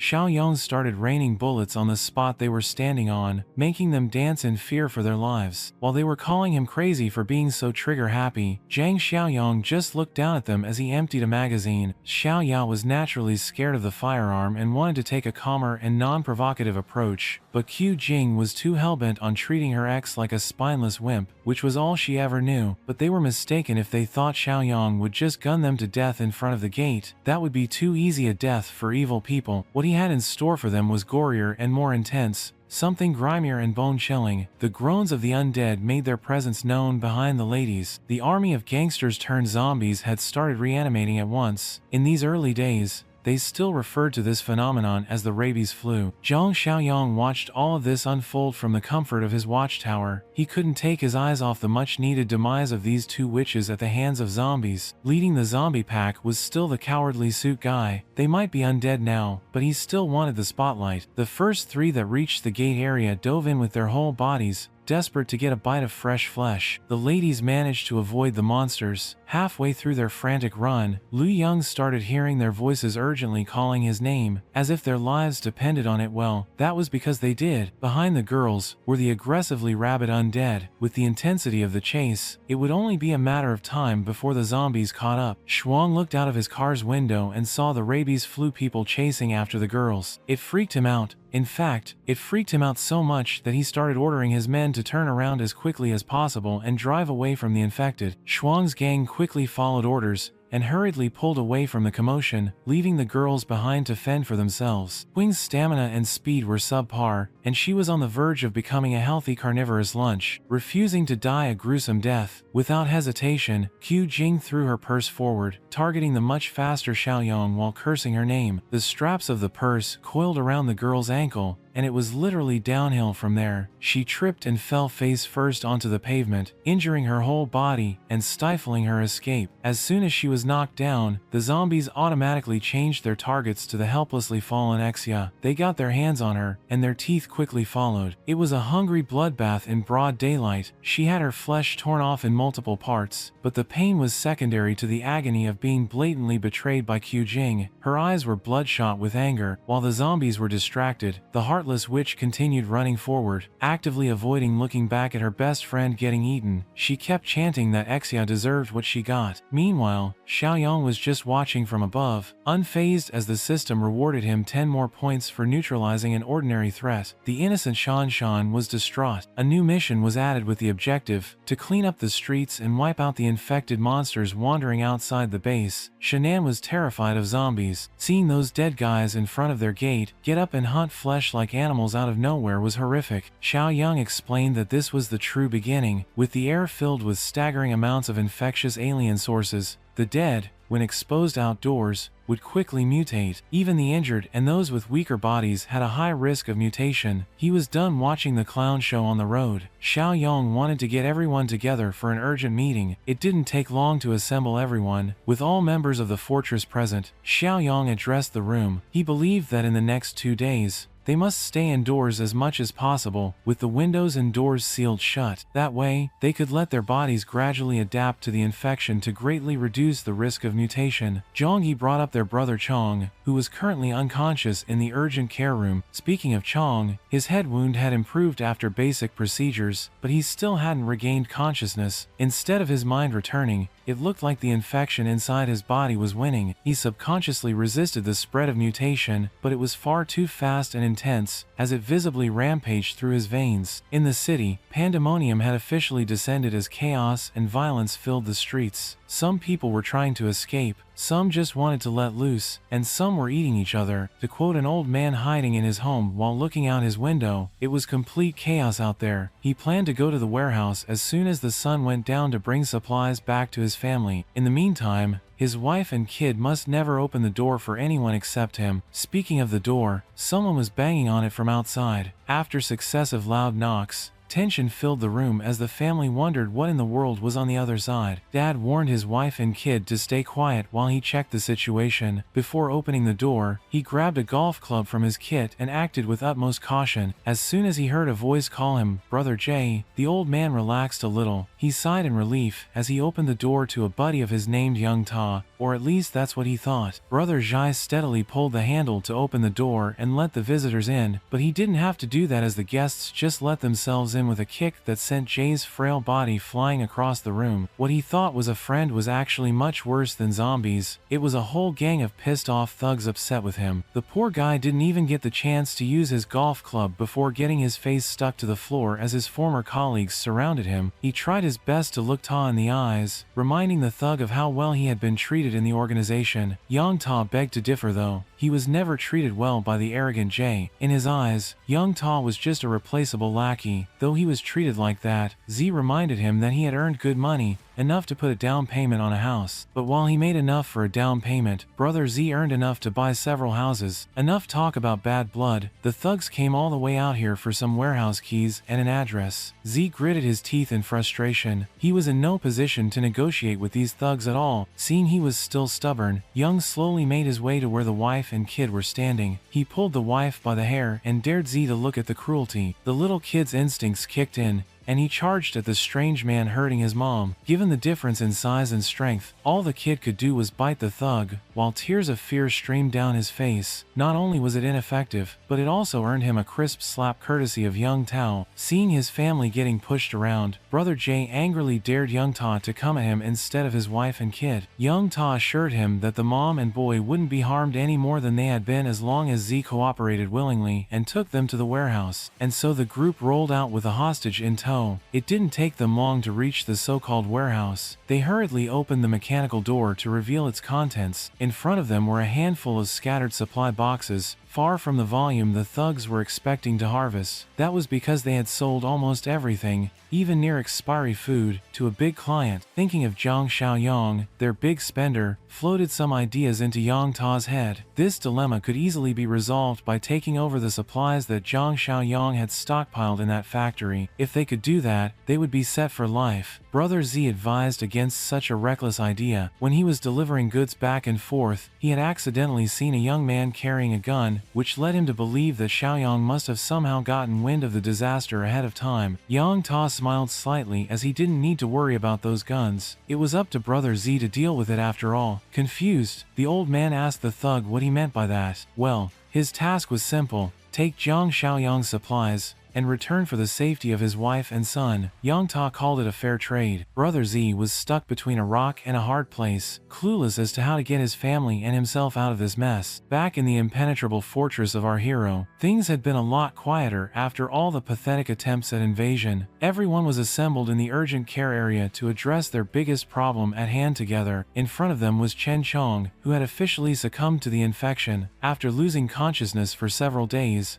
he finally woke up, but his mind was no longer there. His classmates knew what was going on, and they shed tears of grief for the loss of a brave and good friend. Almost all of them were crying except for Ying. Instead of mourning his friend like the others, Yiming boldly proclaimed that they should kill Chen Chong as soon as possible. Xiaoyong turned his head to look at the brazen young man and Ying straightened his back. Jay also looked at Ying with disgust and disappointment for suggesting doing something so inhumane to their longtime friend, but Ying argued that their buddy was already dead if they didn't finish off his zombified corpse, and he somehow broke free, then everyone's lives would be in danger. Xiaoyong, ever the pragmatist, agreed with the heartless suggestion. As far as he knew, there was almost no chance of recovery once someone had turned. Slowly, he reached for his combat knife and unsheathed the blade. Instead of doing the dirty work himself, he presented the blade to the cowardly Ying, making the student recoil in fright. Xiaoyong's rationale was simple. Since this guy suggested the execution, he should be the one to deal the killing blow and stop their buddy's suffering. Ying struggled to take the knife, every fiber of his being making it impossible to overcome his cowardice. Xiaoyong added that this kid had been demanding a weapon since day one. Now he could have a weapon as long as he put his friend out of misery. A few seconds later, a different hand took the knife out of Xiaoyong's hand. Jiangxi decided to swallow his conscience, quickly adapting to the new facts of life. As he took the knife instead of the useless coward, he would gladly play the tough role of executioner to a good friend. Jiangxi took the knife from Xiaoyong while taking a big empty gulp. He had never been in such a complicated situation before. Xiaoyong asked him if he was sure about going through with Idif. Everything said was a lie. Making a move right now would officially make him a murderer, but Jiangxi had already made up his mind and heart. He trusted brother Yanggong even if they had just met. Xiaoyong smiled, almost as if he knew that only someone like Jiang would reply in such a way, so he gave his green light to finish the zombie off. Jiangxi walked to the bedside and took a minute to look at his friend's condition with tears forming in his eyes. He raised the knife above his head and aimed it at Chen Chong's flesh. He fully intended to cut the throat but was stopped in the nick of time. A few more inches and blood would be spewing all over the place. All of Jiang's force and emotion were at the tip of that knife, but Xiaoyong decided to intervene at the last second. Confused, the student looked to his brother for the answer as to why he stopped the process. The answer was simple. The system gave Xiaoyong a curious assessment. For now, he ordered everyone to head out, as they had something special in their hands, a zombie that still had its uses. That was because Chen Chong had transformed into a rare mutated variant. This discovery was massive. Everyone left the urgent care unit and went on to do their own things inside the fortress. The only ones left in the room were Xiaoyong and the mutated zombie desperately trying to get a bite of his fleshy meat. Chen Chong was behaving exceedingly aggressively. One look at his veins popping out with an ominous color would give anyone a nightmare. Not Xiaoyong though. He stared at the mutated zombie face to face while excitedly telling it that it would have to accomplish an important task. Outside, the sun was shining, and the clouds were few and far between. Near the fortress on the outskirts of town, a car was swerving left and right, struggling to get to its destination. With no other vehicles on the road, this wonky car eventually hit a lamp post due to poor driving, rendering it useless. Brother Z came out of the car while scratching his head in defeat. His rotten luck had really cost him a car before reaching his destination. Thankfully, the factory was just a walking distance from where he got off, so at least he was almost there now. His calm attitude quickly shifted to fright as soon as one of the gangster zombie stragglers attacked after being attracted to the noise he made. Z foolishly and instinctively covered his body with his arm, letting the zombie take a decent chunk of his flesh in one deep and raw bite. He hurriedly pushed the mindless monster away, his left arm bleeding from the bite wound. As soon as the zombie got back up, Brother Z ran back to the wrecked car on the side of the road. What he was looking for was the crowbar he had prepared as a weapon in advance. It might help, but is that really all you've got? His anger and the adrenaline pumping through his veins gave him the strength to bash the monster right across the face with that simple crowbar. After knocking the overeager zombie down, Z continued bashing its skull repeatedly, long after it had stopped moving altogether. Dealing with one of these bastards had cost him a lot of stamina, and standing in the open while more zombies marched to his position was not a good game plan. He couldn't linger here, so Z walked closer to the factory while his body uncontrollably shivered. It must have been the virus that was starting its rampage inside his body because of that bite. The front gate of the fortress was filled with stationary zombies waiting for their next prey and conserving energy. To avoid all that trouble, Xiaoyong quietly opened the side door for today's mission. Behind him was the rest of the crew equipped with their preferred weapons. Most of them carried melee weaponry. Shannon complained that moving felt uncomfortable and cumbersome with all the stuff strapped to their bodies in various places. Young explained that zombies are irrational beings with explosive power and energy. With the team's current individual combat experience, they were still too likely to get hurt and had to wear protective gear. He promised that they could take it off once they became a bit more experienced. The crew quietly sneaked their way around the complex while sticking close to the wall so they wouldn't get spotted right away. At the vanguard, Xiaoyong saw the first zombie on their way and warned his team to get ready now that they had entered a zombie's perception range. The beast turned its ugly head around,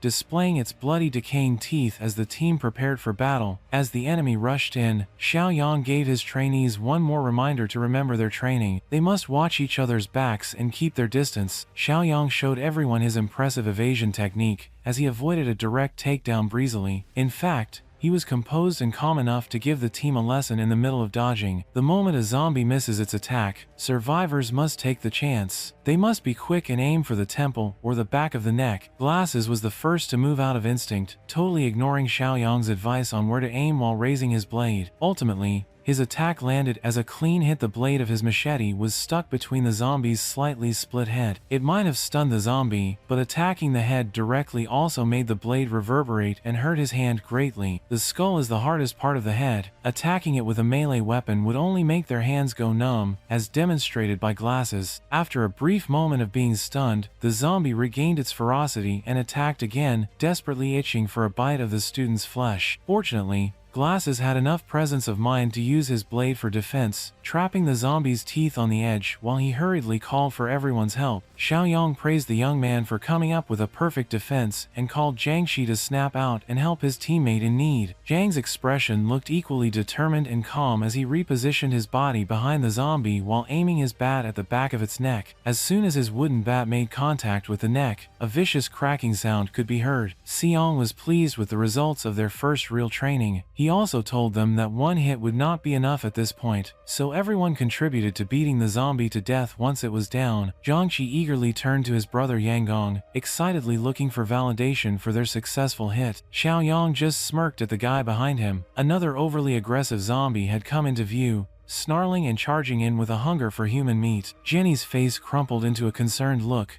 thinking that his brother was about to get sneak attacked by a mindless corpse. It jumped forward like a fish out of water, its eyes fixated on getting a huge chunk from Xiaoyang's turned shoulder. Instead of a tragic bite, the crew saw Xiaoyong turn around and grab the zombie by its head like a toy. He made sure to shove the mouth away from his body, while the zombie struggled with all its might to no avail. Xiaoyong reminded everyone to follow his example, and never let their guard down when it comes to observing their surroundings. Shang-Chi took the lesson to heart. The others were just impressed with how proficient Xiaoyong was with just his bare hands. Meanwhile, Brother Jay was still fighting through his bite wound, and slowly inching closer to the factory's gate. From his hiding spot, he could see more crazed mutants wandering around the complex. He was starting to think that Jiang Xiaoyong might have met his end already, but now he heard intelligible conversations at the side of the outer wall. He recognized Xiaoyong's face and came a bit closer to get a better look. He used the van in the lot as a cover. Peeking through the van, he saw Xiaoyong and a crew of strangers hunting crazed mutants, brutally bashing one's head in with every hit. Unbeknownst to the desperate gangster, something was lurking under the van that he thought was safe. It was none other than Shia, or at least what was left of her. She might have pulled up with so much makeup that even a zombie infection did not change her face that much. She desperately reached for Brother Jay's foot, clinging and refusing to let go. Her sudden grab caused Ai to fall on his ass, scared of whatever was crawling under the vehicle. When he finally got a look at what tugged on his leg, his eyes widened in fear. Exia opened her torn-apart mouth, her throat producing a guttural roar, and her clothes were tattered. This might be game over for the old man before he even got started. She was caught off guard and had no time to do anything with the zombie version of Xiaoya. The only thing he could do was to ask for help. He was about to say goodbye to his life when he heard a gunshot. Some stranger took pity on him and saved him, and it was our hero Xiaoyong. Now the zombie Xiaoya was headless, not only in a metaphorical sense. She was only left to throw the corpse away from him in disgust. Xiaoyong was surprised to see him here and immediately inquired what he was doing here. Ji was in no hurry to confess, and like all his past fake friends,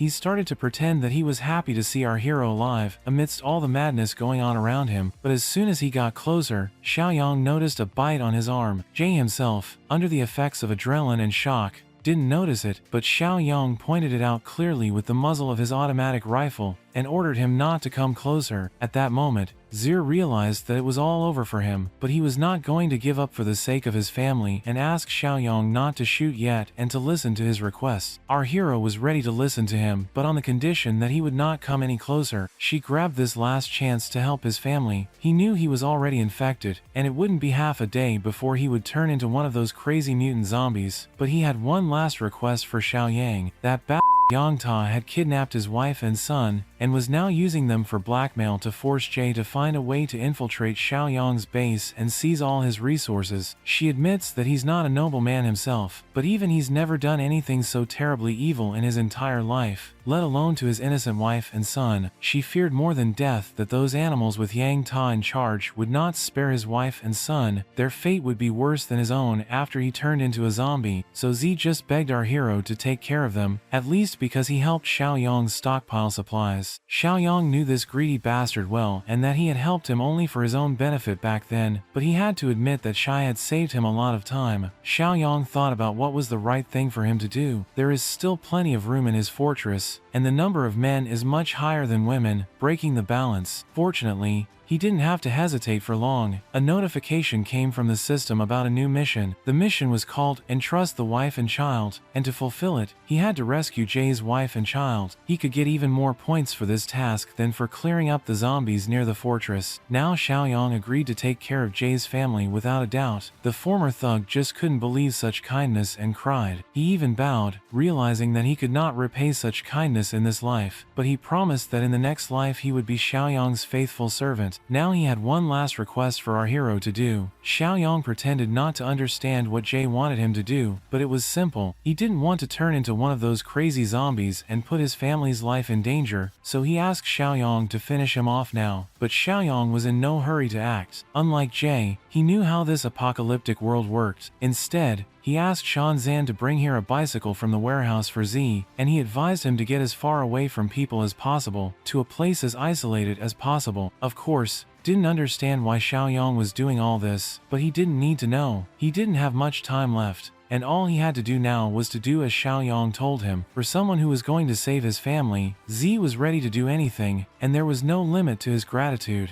As soon as he got the bicycle, he rushed away with all his might. He had less and less time. The zombie virus was getting deeper and deeper, but thoughts of his wife and son kept him moving forward. Meanwhile, Xiaoyong and his team had finished clearing out the zombies near the base and gathering them all in a pile, poured fuel on them, and set them on fire. It was a hard day, and they were all exhausted, but now the burned zombies will never come back to life. Now Xiaoyong's team had enough experience and strength to kill one zombie with a melee weapon without taking damage, and Xiaoyong has certainly completed the task with more points. However, when it comes to small groups of zombies or even hordes, our hero's team is definitely not ready to deal with them yet. Xiaoyong advised them all to hurry back to the fortress. There, he led them all to the armored gate of the warehouse, and addressed Shangbo with an important task. He would have to keep the keys to the weapons warehouse in his possession while Xiaoyong went into the city that night. The safety of the fortress would be in his hands. Shangbo accepted such a crucial task. However, he was wondering what our hero was going to do at night by himself in a city that had turned into a complete madhouse. His old friends were also not going to let him go alone, and wanted to go with him. Ying only was not thrilled with such an idea. Xiaoyong quickly calmed their enthusiasm. There was no reason for them to go. After all, they were not at all prepared for such dangers. If they went, they would only become a burden. It was much more important to protect the fortress and not let anyone inside, and in this he counted on Shangbo. For the operation to rescue Jay's wife and son, Xiaoyong took a solid supply of melee and ranged weapons in his car. He was also going to buy more loot boxes from the system store, but it was empty. Xiaoyong was frustrated that the store was updating so slowly because he needed the improvements right now, so he had to manually update the store to prepare for the tough mission. There were now 3 new supply boxes: Black Tech,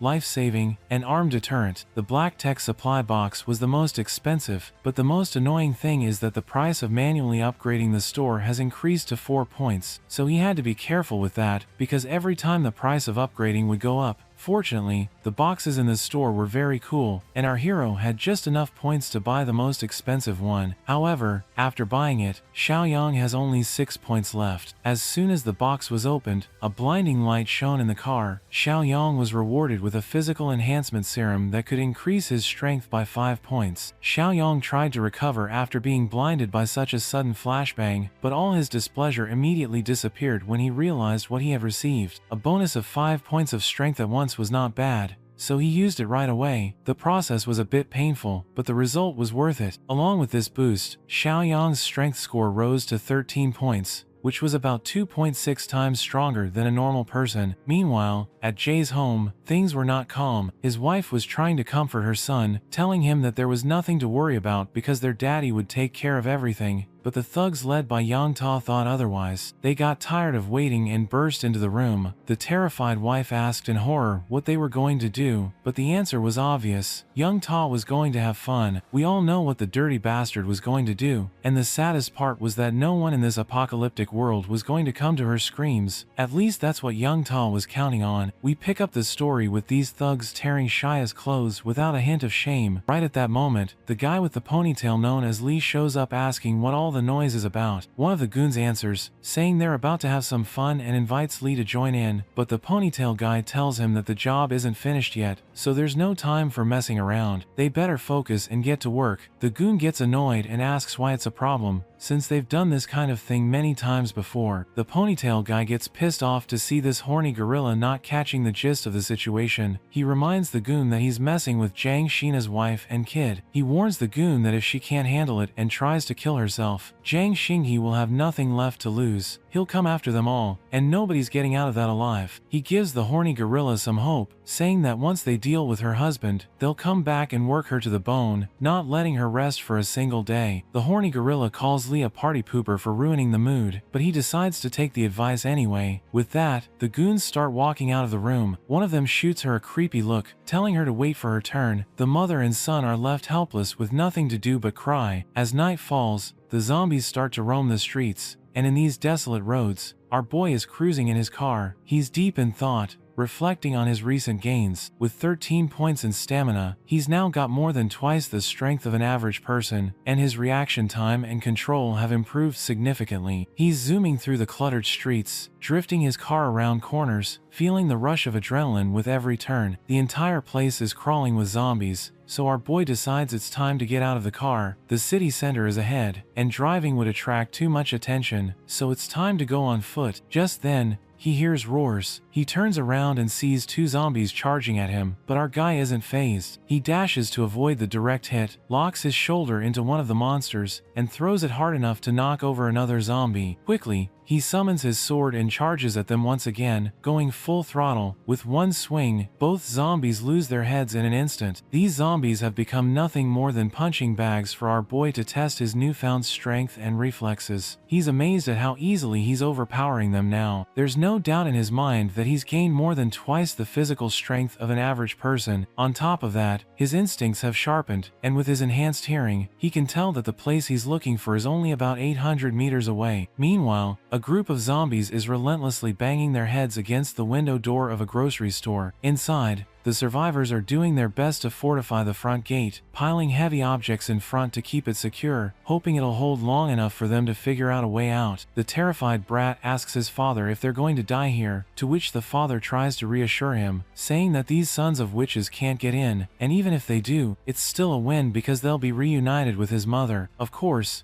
the father's words don't offer much comfort, and the brat starts crying even louder. The officer gets annoyed, and can't believe what the father just said without thinking it through. He's irritated by the brainless nonsense this father told his son, but the sassy father shoots back, saying if he had enough brain cells to think before speaking, he would have been a property manager by now. By now, even the officer starts to worry that they might actually die here. Just as the tension peaks, they hear gunshots. One of the zombies clinging to the door has its head obliterated, and the brat falls to the ground in shock, while the father is left clueless about what just happened. The officer tells them to move the heavy stuff aside to see who's outside and warns them not to make any noise as they carefully peek through the gate. They realize that all of the nearby zombies have been been dealt with, so they cautiously step out. The brat starts shouting something about a mutant. The father quickly asks what he's talking about, and the son explains that it's a stronger and faster version of a regular zombie, just like in comics, novels, and games. The father gets annoyed by his entertainment-obsessed son and snaps back at him, wondering how he can still be talking about games even in the face of danger. He's now sure that this is why his son always had the worst grades. The officer turns to the father, telling him to stop bickering, and asks how the hell grades are relevant right now. He urges them to hurry up and keep a close watch on their surroundings since they don't want that mutant to ambush them. Don't forget that this father's name is Old Song, so we'll be calling him that. As they move forward, the officer warns them once again to stay alert and keep an eye on their surroundings as they slowly head toward the base. When they reach a fork in the path, they stop. The father looks across the street and spots a boy standing there. It's none other than our boy, who's clearly busy with his system, adding points and adjusting his stats. At that moment, the brat starts shouting that it's a mutant zombie, but the officer, being the only one with enough brain cells, quickly realizes that this guy definitely looks like a survivor, not a zombie. It seems like these guys have caught our boy's attention. He chuckles at the brat for mistaking him for a mutant zombie, and tells the kid to stop letting his imagination run wild. The officer perks up with relief, realizing it's actually a survivor. Moving cautiously, he approaches our boy and tells him it's too dangerous to be out here alone. He advises him to come with them, as they need to stick together if they want to survive. He invites him to join their group. Jiang Xiaoyong asks the group about their identity as he has no clue who they are or why only a few of them are stuck here. While scanning the area, the officer explains that they're out looking for supplies, and that there are still quite a few civilians gathered at Rangxiang Garden. The mention of Rangxiang Garden triggers a memory for Jiang Xiaoyong, and he recalls that there's a Junu mansion nearby, not far from where they are now. Old Song agrees, saying it's just across the street. He then tells Jiang to come with them, stressing that there's strength in numbers. Officer Lee has a gun, and with their experience dealing with mad zombies, they're confident they can protect him. Seems like they just don't know about our boy's background. And even our boy does not try to boast his title and just humbly agrees to this. Later, they move forward cautiously. Old Song asks Jiang Xiaoyong why he wants to go to Junu Mansion, wondering if there's someone important he's trying to find. Jiang Xiaoyong replies with a simple, yes, and Old Song follows up with another question, asking if it's a relative or a girlfriend. Old Song reminds him that it's the end of the world, so whoever he's looking for is probably already dead, and he better prepare himself mentally for that. The officer grits his teeth and agrees, saying that even if they weren't killed by the Ravagers, they could have encountered those beasts. The mention of beasts catches Jung's attention, and he asks for clarification. Officer Lee reveals that a group of thugs is holed up in the Bu Mountain Villa area in the east of the city. To survive, they don't hesitate to harm other survivors, and they ran into them once, losing many of their companions at their hands. The man decides not to talk about it any further, reminding everyone that they must stay vigilant when seeing other survivors. Suddenly, the brat shouts for the officer to be careful. As the officer spins around, he notices a zombie lunging at him. The officer quickly takes it down with a few well-placed shots. Officer Lee pants heavily after the close encounter, his heart racing as he thought he was done for. However, it seems the gunshots have attracted the attention of nearby zombies, and the officer quickly falls into panic mode. But right at that moment, he spots an abandoned bus. Everyone rushes toward the bus. Jiang Xiaoyong grins as he thinks ahead of them. In his mind, running recklessly could attract even more zombies, but the bus as a closed shelter is perfect for defense. The only downside is that if it falls, there's nowhere to retreat. After weighing the pros and cons of the decision, Zhang decides to give this emergency plan a score of 70. Everyone has already made it into the bus when Officer Lee tells him to hurry and keep up. At that moment, Jiang Xiaoyong jumps into the bus, and Officer Lee quickly slams the door shut behind him. The officer warns everyone to be cautious and check each seat for any hidden Ravagers, but the brat quickly shouts that the zombies are not giving up. They're still gathering outside. Officer Lee grits his teeth in frustration, realizing that despite their fast escape, the zombies are still hot on their trail. The zombies begin banging on the bus, trying to break in. With each passing second, the number of zombies increases, and the officer does his best to keep the gate closed, but it looks like this is just too much for the poor officer. That's when Jiang extends his hand and slams the door with such force that the zombies are pushed back, and the door is completely sealed. Officer Lee is left stunned, his jaw hanging in disbelief at such incredible strength. Jiang Xiaoyong then comes up with a plan and states that he's blocking the door to keep it shut and suggests that they should smash the windows and fight back. Surprisingly, the officer agrees and decides to place some faith in Jiang Xiaoyong. At that moment, they shatter the bus windows, and zombies trying to cling to the bus are struck on the head by Old Song. The others assist Old Song, making sure he doesn't topple off while hanging out the window. Officer Lee, however, is holding back on using his bullets as he doesn't have many left and wants to reserve them for when things get dire. That's when Jiang Xiaoyong pulls out a crossbow and tells Officer Lee to use it. The officer is bewildered, not understanding how this guy seemingly pulled the bow out of nowhere. Jiang casually explains that he just picked it up earlier. With that, Old Song and Officer Lee join in, using the crossbow and their own strength to clear out the zombies. After a while, they manage to defeat all of the zombies and finally make it out of the bus they had been using as shelter. The brat, feeling absolutely confident and full of himself, believes they've just turned a dangerous situation into a safe one. He's convinced this can't be a coincidence, and that they must be the children of fate in this apocalypse. My guy then tells everyone to stay cautious and not make the same careless mistakes again. Meanwhile, back at the fort, everyone is hoping that things go smoothly for Jiang Xiaoyong. Lu Yiming decides to keep watch that night. The glasses guy asks why he's suddenly so enthusiastic, and Lu Yiming, annoyed by the teasing, tells him to stop talking nonsense. He reminds him that he had always been sincere with his duties. The fatty quickly gets humbled by his friend's reaction and asks why Li Yiming is getting so worked up over a bit of banter. Regardless, Uncle Shang decides that since Lu Yiming is taking charge bravely, everyone else should head back to their rooms and rest so they can make the most of Ying's help. Uncle Shang advises Lu Yiming to wake everyone immediately if anything happens. As night deepens, Lu Yiming sits idly, reflecting on how late it's gotten. Knowing everyone must have gone to sleep, he decides to focus on his main goal, wanting to settle things before our boy returns. Meanwhile, the old man sleeps soundly with the weapon room key lying near his pillow. He doesn't even notice when Lu Yiming quietly opens the door. As Lu Yiming approaches the bed and reaches for the key, the old man proves more alert than expected, waking up just before Lu Yiming can grab it. The old man demands to know what the hell he's doing, but before he can say more, he receives a solid punch to the face from Ying. Key in hand, Lu Yiming runs as fast as he can while the old man calls after him, demanding it back. The commotion wakes others, and the old man quickly reports that Lu Yiming has taken the key to the weapons room. Everyone runs after that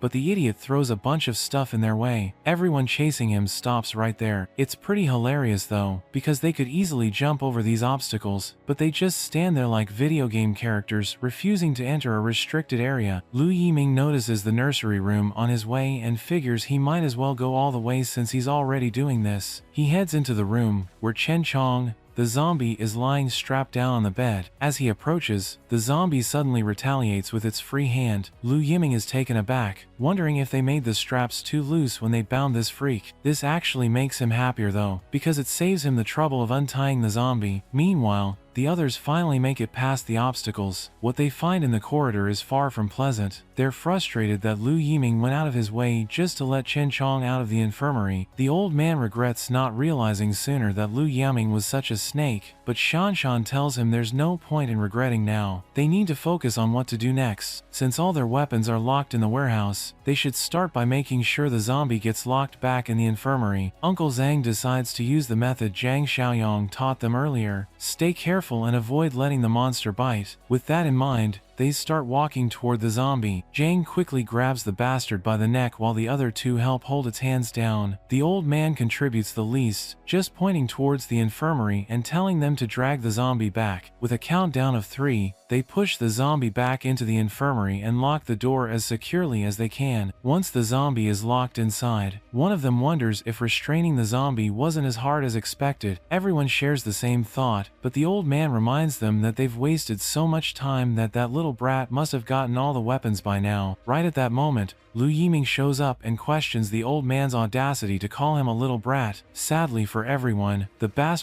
finally has a gun in his hands. However, He seems annoyed that the storeroom only had one weapon, but figures this one will be enough to deal with all of them. After he takes care of everyone, he'll take his sweet time searching for the other weapons. Lu Yiming points his gun at them, ordering them to move back into the room. Jiang Shi tries to reason with the bastard, reminding him that it was Jiang Xiaoyong who saved everyone and gave them a chance to live. But Lu Yiming reminds them that our boy always acts high and mighty, and saving their lives doesn't mean they have to serve him like slaves for the rest of their days. The old man calls this bastard ungrateful sucker. Meanwhile, inside the infirmary, Chen Chong seems to have his own plans and looks like he's about to intervene in the heated argument. But before anything can happen, the scene transitions to Rangxiang Garden, where Officer Li is giving precise directions to our boy, telling him how to reach Jinyu Mansion. He warns that the layout of the residential area is complicated, making it easy for zombies to hide, so he needs to be extra careful. Officer Li tells Jiang Xiaoyong that once he finds the people he's looking for, he should return to Rangxiang Garden to meet everyone. He advises Jiang to take the side gate of the community, not the main gate, for safety. Jiang thanks him and says he'll keep that in mind as he begins walking toward his next destination. Old Song suggests helping him out since he helped them fend off zombies and save their lives, but Officer Li reminds him that they have no idea what the situation is like inside Jinyu Mansion. If they accidentally walk into a horde of zombies, everyone will be dead in no time. Song asks why they're letting Jiang walk into what seems like certain death. Officer Li replies that he's already warned Jiang as much as he could, so all he can do now is feel pity for him.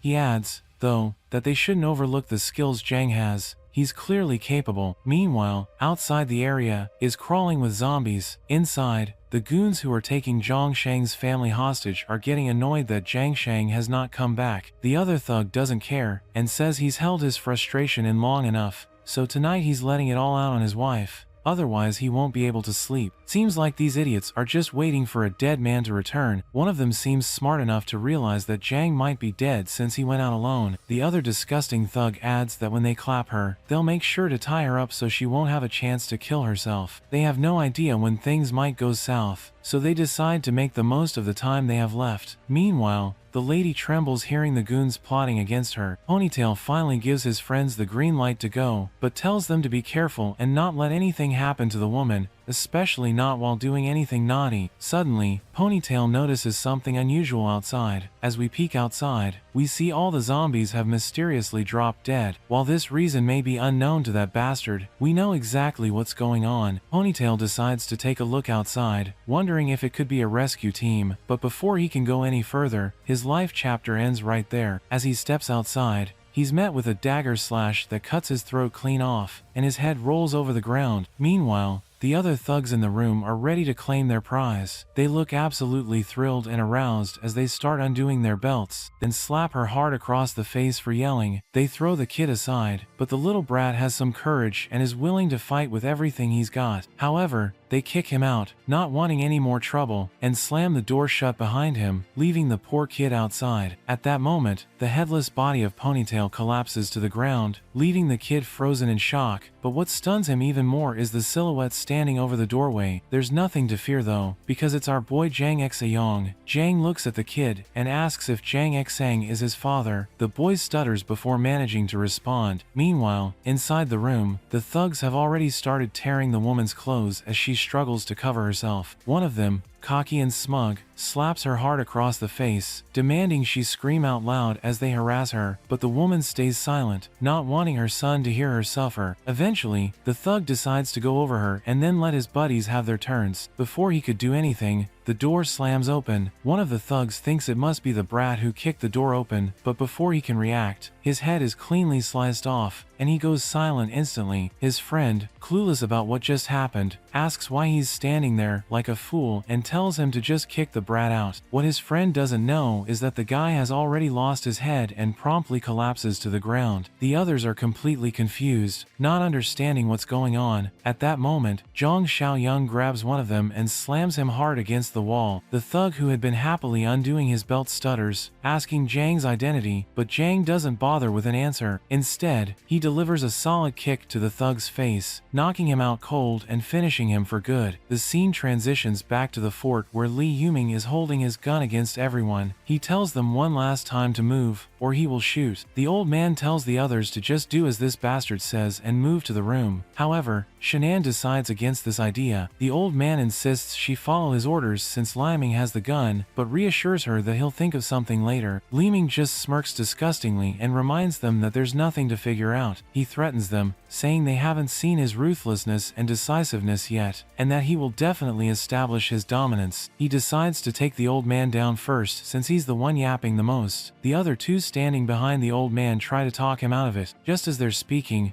they hear a sound. Suddenly, the lock on the infirmary door begins to move, and with a loud swing, the door opens. To everyone's shock, it's Chen Chong, who had somehow used the key to free itself. They find it ridiculous that Chen Chong managed to unlock the door himself in his berserk state. It's clear that Chen Chong has a bone to pick with Luing, and he locks his deadly glare onto the bastard. Luing quickly points his gun, determined not to let a monster who can open gates at will live. He pulls the trigger, but to his despair, the gun jams, and he realizes he's about to get screwed. Before he can react, the monster lunges at him, tearing him apart and killing the bastard who's kept everyone on edge for the past few chapters. Not only does Chen Chong take out Liaming, but he also drags his lifeless body toward the infirmary. No one knows what's happening, and all they can do is watch in complete disbelief. Chen Chong, on the other hand, grabs the key to the infirmary door, tosses it aside, and locks himself in, leaving everyone standing there bewildered. Meanwhile, Jiang Xiaoyong is done taking down the thugs and finally frees the wife. He then calls the kid over to him, but the protective mother holds her son close, asking Jiang what he plans to do with him. Jiang doesn't bother explaining and simply tells the kid to come over. The kid finally decides to trust him, assuring his mother it'll be alright. When he reaches Jiang, our boy hands him a dagger and tells him to kill these bastards.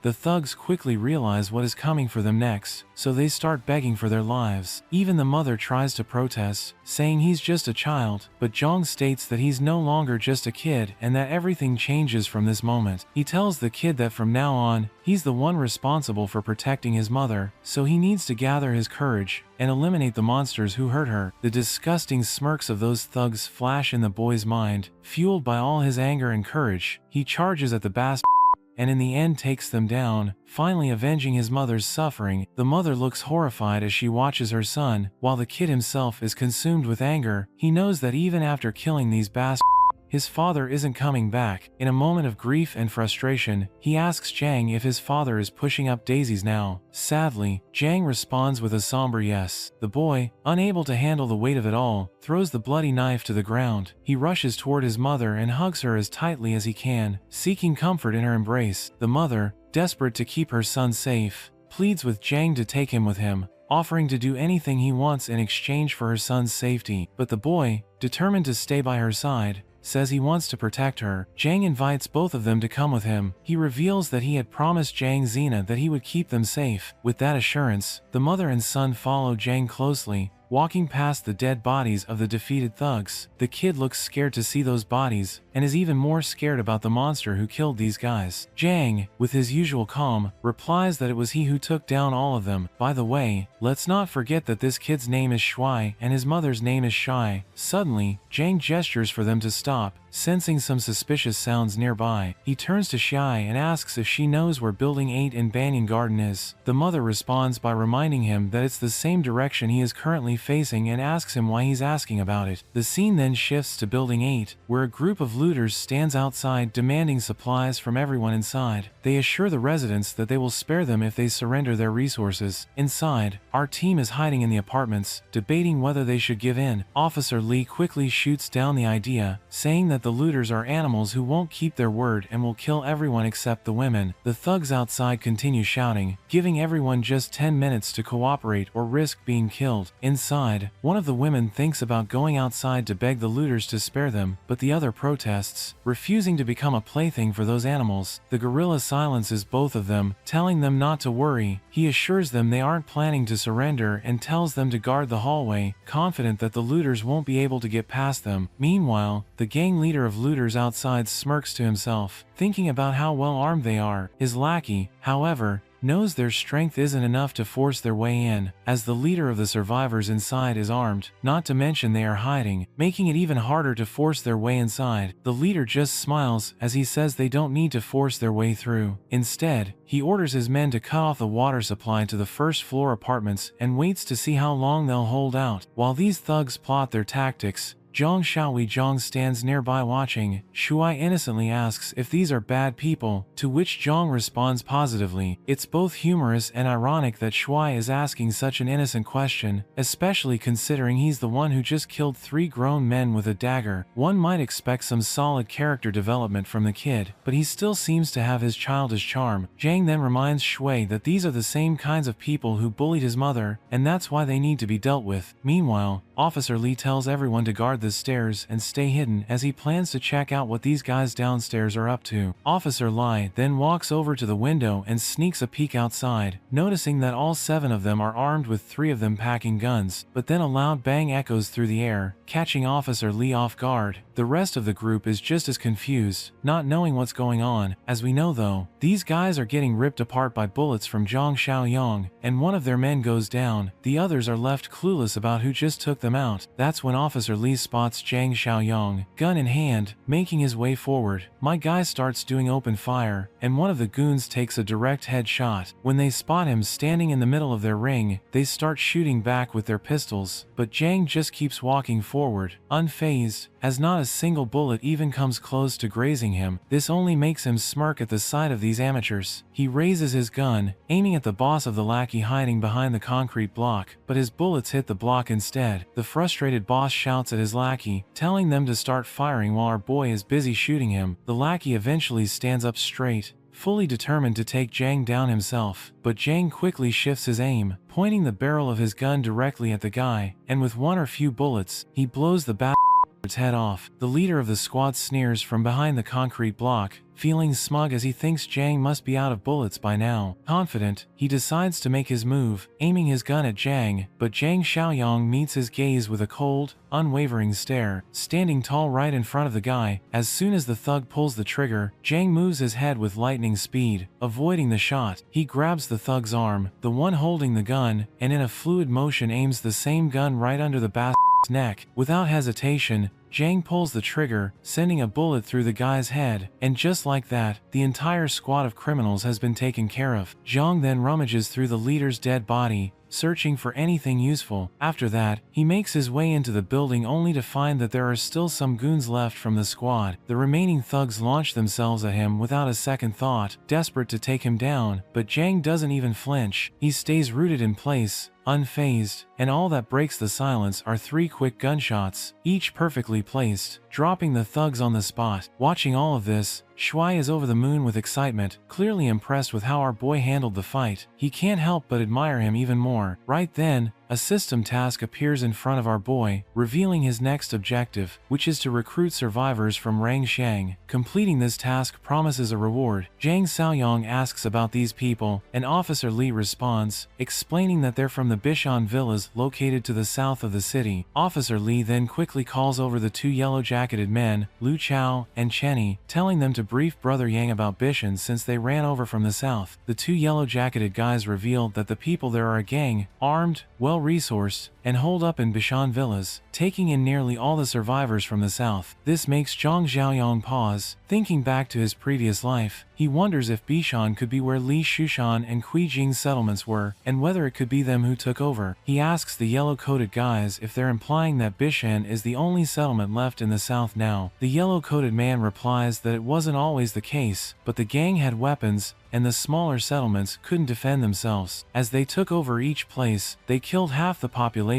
and then abducted the young and pretty women and anyone who was willing to be complicit. Jiang Xiaoyong is certain about who is behind this, and when Officer Officer Lee hears his confident declaration, he asks what he means by it. Jiang replies that the 3 guys they just took down each had handguns, and he tells them to hold on to them and check for extra magazines because there's probably more of them out there. He also gives them his rifle and tells Officer Lee to keep it, and he'll leave them 5 magazines. Hong explains that the Bishan crew won't let this go, and with these weapons, 10 or so men should not be an issue now. He tells them to hold out here for a couple of days while he reorganizes back home, and then comes back to deal with that shitty crew. One of the men standing there is shocked and asks if Jiang is seriously planning to take on Bishan. He points out that they're probably dozens strong, if not more, and it's no small task to go up against them. Officer Lee tries to convince Jiang that it's not worth the risk for them. He suggests that they just find another place. Our boy reassures Officer Lee not to worry about it because he already has some beef with the Bishan crew. Besides, in a few days, he plans to return with a bigger vehicle to evacuate everyone to the east of the city, near the old Tea Leaf City. He's building a stronghold there, and will need people to help with that. Jiang turns and walks away, offering a casual goodbye, and telling them to take care of themselves. He also takes Shai and Shui with him. The scene transitions to a darker, more ominous setting. Dead bodies scattered around, and outside, a lone guard is on duty. The place he's guarding is none other than Bishan. Inside the mansion, we see the people running this gang. Wenei, with his orange hair, is the boss of this place, and he asks why they haven't dealt with the supplies at the Genu Entertainment Center yet. Shai, the overweight man, responds during a meeting, saying he's already sent people over, so they should be back by now, but little do they know those people have already been wiped out. The other guy,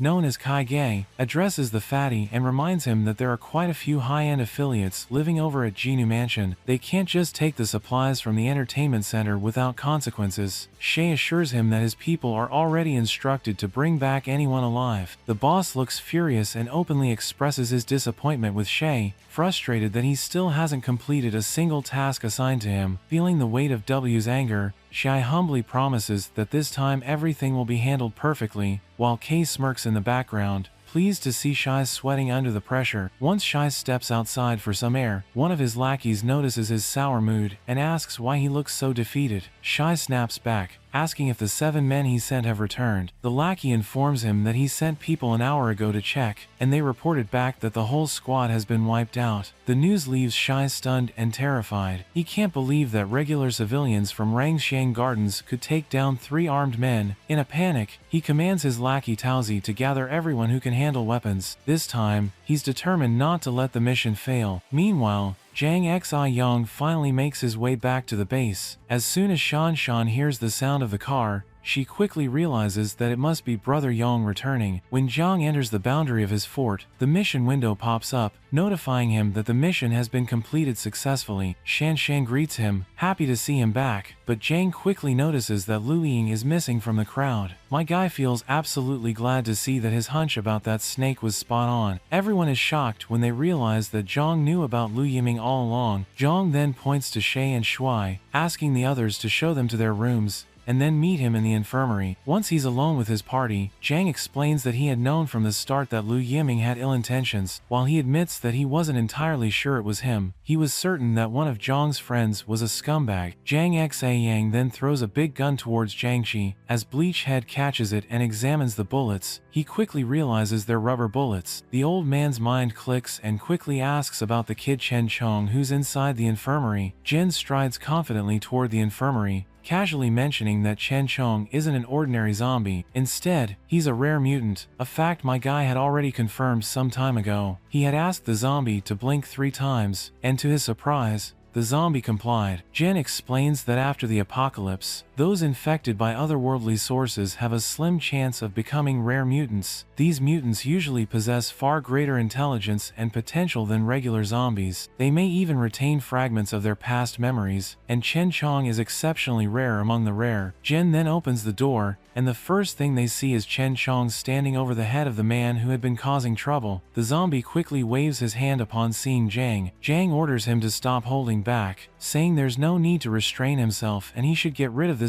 now. As the mutated guy begins dragging that snake out, his bleached head friend asks him if he remembers him. The zombie's feet falter as he stops and looks at Jiangxi. No one can figure out what's going on in the zombie's mind. Abruptly, he swings his hand at the bleach head, who barely dodges it in time. It seems that Chen Chong is just messing with his old friend, which explains to Jiang Qi how even as a zombie, he still can't keep his hands to himself. Later, Jiang Xiaoyong is staring at his system screen. Jiang Qi unlocks a hidden achievement titled Mutual Companion, and the achievement is completed. Adding system points to Jiang's total. Jiang is surprised to see that he's unlocked a hidden achievement, a nice little bonus. Curious, he decides to check if the shop has anything new. Upon looking, he notices a level 2 box labeled High-Tech Supply Box, something he's never seen before. However, it's expensive, and Zhang hesitates to spend his hard-earned 50 points on it. Instead, he opts to open the remaining 2 boxes first, figuring they won't take up space anymore. As he opens both of them, he receives 2 unexpected items. The Lifesaver Supply Box grants him an interdimensional infection blocker, which offers a chance to block otherworldly infections, but can't reverse mutations that are already complete. The Armed Deterrent Supply Box surprises him even more as it contains a Barrett M82, a powerful sniper rifle, along with a bundle of bullets. Jiang is amazed at his crazy luck. Not only does he receive a game-changing weapon from a level 1 box, but the infection blocker is a real deal breaker. The idea that it could potentially stop someone from fully turning into a zombie excites him. This stroke of fortune fills him with confidence, making him even more eager to open the level 2 box. He can barely contain his excitement, but he knows he has a mission to focus on first. His current task is to recruit survivors from Rangshan Garden, and he's looking forward to completing it tomorrow. Outside, Chen Chong tosses the snake out of their fort's vicinity since there's no place for traitors like him. As morning arrives, everyone gathers in the training grounds. From the old to the young, each person is armed and ready. Zhong announces that starting today, everyone must spend at least an hour practicing their shooting daily. They begin firing at target bottles, and each hit creates a flash of light. It's impressive to see the cans visibly hit but not exploding from the shots. Zhong turns to Uncle Zen, instructing him to have Jiangqi gather everyone and clear a few more rooms, as he plans to bring back survivors from Rongzhang Garden today. The old man promptly agrees, ready to carry out Jiang's orders. Jiang also orders Chen Chong to accompany him on the escort mission, knowing the mutant zombies' strength and abilities will come in handy. Later they finally find an abandoned bus currently overrun by mindless zombies, but Jiang clears the zombies with ease, and Chen Chong helps by throwing the creatures out of the bus as well. Once the bus is cleared, Jiang hands Chen Chong the bus keys, telling him that he can take off his mask if he wants to now, as there's no need to restrain himself. However, he adds that once they reach Rangzang Garden, he should make sure to put the mask back on so he doesn't scare anyone. The mutant guy acknowledges the order with a growl. Meanwhile, at Bishan, Shai is gearing up to depart for Rongsang Garden, accompanied by a group of lackeys. This time, Shai is personally leading the charge. Determined to take down Rangang Garden once and for all, he refuses to believe that he's going to lose, not with the numbers and weaponry he has at his disposal. Their truck roars to life and speeds out of the compound, headed for Rangshan Garden. After cleaning up and hijacking a random bus filled with zombies, Jiang Xiaoyong hopped on the driver's seat and quickly got to work. He saw a few more zombies clogging the highway and did not even think of stepping on the brakes for a single second. Our boy mowed through those mindless monsters like the gigachad that he is. With his enhanced reaction speed, he used the bus to drift and swerve through the plethora of abandoned cars, blocking his personal freeway. Back in Rangshan Garden, the high-rise building seemed peaceful from the outside. Inside, the group of survivors, led by the reliable cop Big Bro Lee, are currently munching on their rations, careful not to burn through their limited supplies all at once. Their mealtime was interrupted by the loud sound of a car engine coming from outside. The kid reckoned that Brother Xiaoyong must have come back to rescue them. Thankfully, Big Bro Lee has a good head between his shoulders. He grabbed his AK-47 and signaled everyone else to be silent while he checked out the situation first. With utmost caution, he slowly peeked his head above one of the windows with a clear line of sight outside. What he saw was not their savior but a group of thugs hungry for revenge. They were checking their weapons and looking for building number 8. Upon confirmation, the thugs took arms, and upon confirming their target location, Li Shuang ordered his men to move out. Big Bro Lee was stressed out. Just when he thought they could leave their hiding spot to join Brother Yong's fortress, the from Bitway Mountain showed up. Old Song raised his purred pistol, ready to face the scumbags who just can't learn their lesson. Now that they have a few guns distributed among the group, the survivors have gained quite a bit of confidence. Big Broly yelled at the fake tough civilians to not get cocky. Right outside is a whole battalion that outnumbers and outguns them by a mile. He reminded everyone to stick to the plan, and as he headed to the rooftop, he set up an ambush. Outside, the Bui Mountain Battalion gauged if they had reached the optimal distance to terrify the survivors holed up in the building. Led by Li Shuang, they collectively raised their scoped weapons, carefully aiming at the numerous windows of building number 8. Old Song peeked through the window and immediately screamed at everyone inside to be careful and take cover. The silent morning was interrupted by the sound of automatic weapons firing wildly into the high-rise. Every window within range was shattered, pushing Old Song back deeper. After the first wave of warning shots, Shuang ordered one of his lackeys to hand over the megaphone. While he negotiates a deal, the others must keep aiming and wrecking the windows with the intent of shooting anyone who dares to show their face. Shuang arrogantly spoke to the mic, demanding the attention of the survivors hiding inside. Before he could put another threat or another word in, the lackey right beside him got his skull pierced, and his brain scrambled by a bullet. The thugs froze in fear. They were not expecting to be targeted by hidden snipers at all. The next thing you know, another bat fell to his ass, after receiving a clean shot to the leg. Up on building number 8's rooftop, the muzzle of the AK-47 spreads the smell of gunpowder in the air. While the thugs scramble to find cover, Big Bro Lee has posted up in an optimal spot with a clear vision of the enemies. Beach Mountain never could have anticipated that the survivors would have long-range automatic weapons in stock. Shuang blamed the intel they received for the fact that the survivors only had one pistol. Even if they pilfered the weapons of the 7 idiots that died last time, there should only be 4 pea shooters. The panicked thugs turned to their boss for their next move. Afraid of getting picked off by the unseen threat, the simple answer was to retreat. You see, these bastards are not exactly the sharpest tools in the shed. They took that order literally and scattered like headless chickens, running out of cover instead of waiting for the signal to run together. As you would expect, running in the open streets with a deadly sniper is a recipe for disaster. The cop on the rooftop was as ruthless as he was accurate with that AK. Shuang berated his dumbass lackeys for running to their deaths. He counted down to 3, and the remaining bastards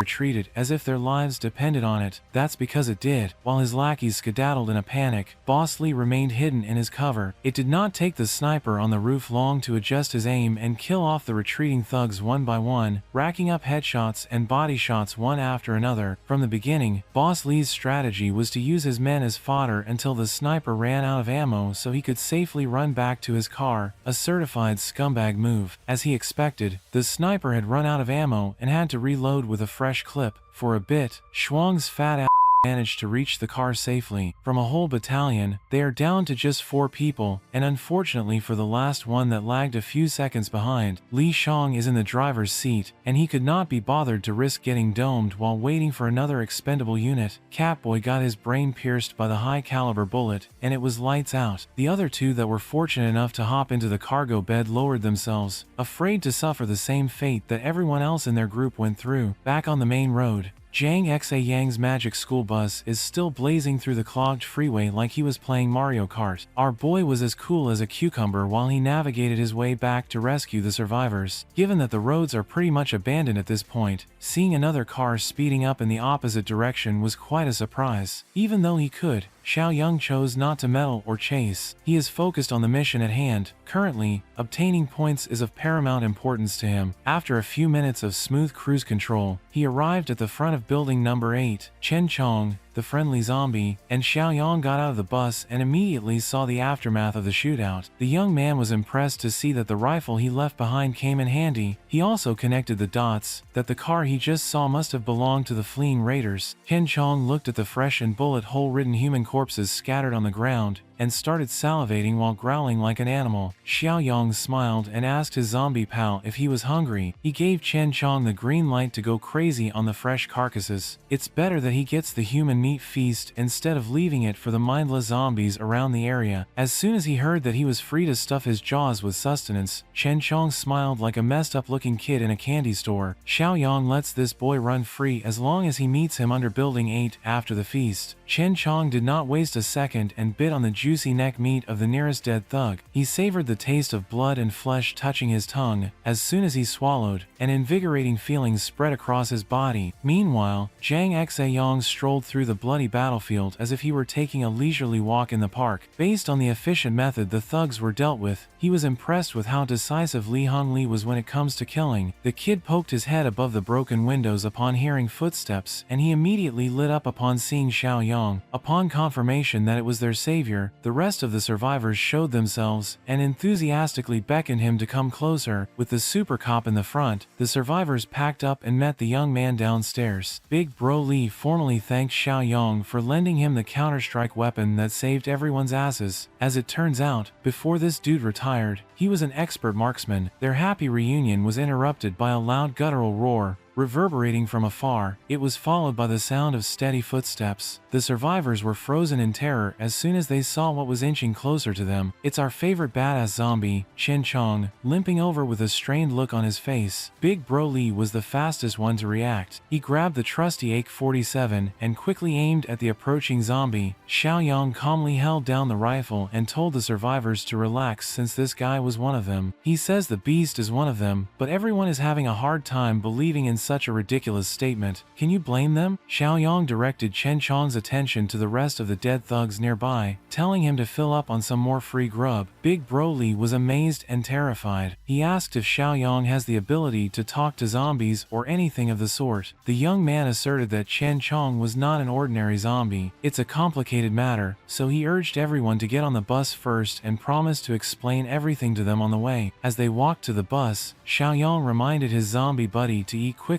and come back to the bus as soon as he was done. Chen Chong gave the okay gesture as if he couldn't be bothered to stop his gory chomping. After putting every dead Beechway Mountain thug into his stomach, Chen Chong fished out his muzzle and put it back on. The survivors could not take their eyes off the bizarre scene ahead. The kid could not even fathom how one of these mindless berserkers would even have the lucidity to put a muzzle over their mouths on their own. Xiaoyong warned the kid not to let Chen Chong hear him call the specialized mask a muzzle if he didn't want to get hit. Low-key, the kid is starting to find the mutated zombie cool. After his one-man feast, Chen Chong stepped into the bus like a normal chill dude. Upon eating so many people in one go, his mass increased a lot, and the bus noticeably tilted to the side as soon as he got in. This time Chen Chong had even managed to speak slurred words while he handed the key of the muzzle back to his bro. Even Xiaoyong wasn't expecting that Chen Chong would gain the ability to speak so soon, even if it was just a single word. He ate a total of 6 corpses and must have started evolving further right now. Xiaoyang's primary concern is getting everyone back to his home-turned-fortress to convert his points and strengthen the settlement. He sat in the driver's seat and warned everyone to hold tight as he drove from 0 to 100 real quick. Back in Beechway Mountain's headquarters, Liang had to report his failure back to his superiors. He was berated for being an idiot who couldn't accomplish anything. He tried to plead his case to Boss Lin. He tried to wash his hands of any fault, as he received inaccurate intel going into the raid. He wasn't informed that the survivors had automatic rifles at all. Boss Lin refused to believe his excuse. Logically speaking, it's hard to believe that a small-town cop would be in possession of an automatic rifle in this country. The big boss was offended, thinking that Shuang would cook up such a stupid lie, but he stood his ground and asked if they could send someone to check the battlefield to see if he was lying or not. The right-hand man of the boss had enough of his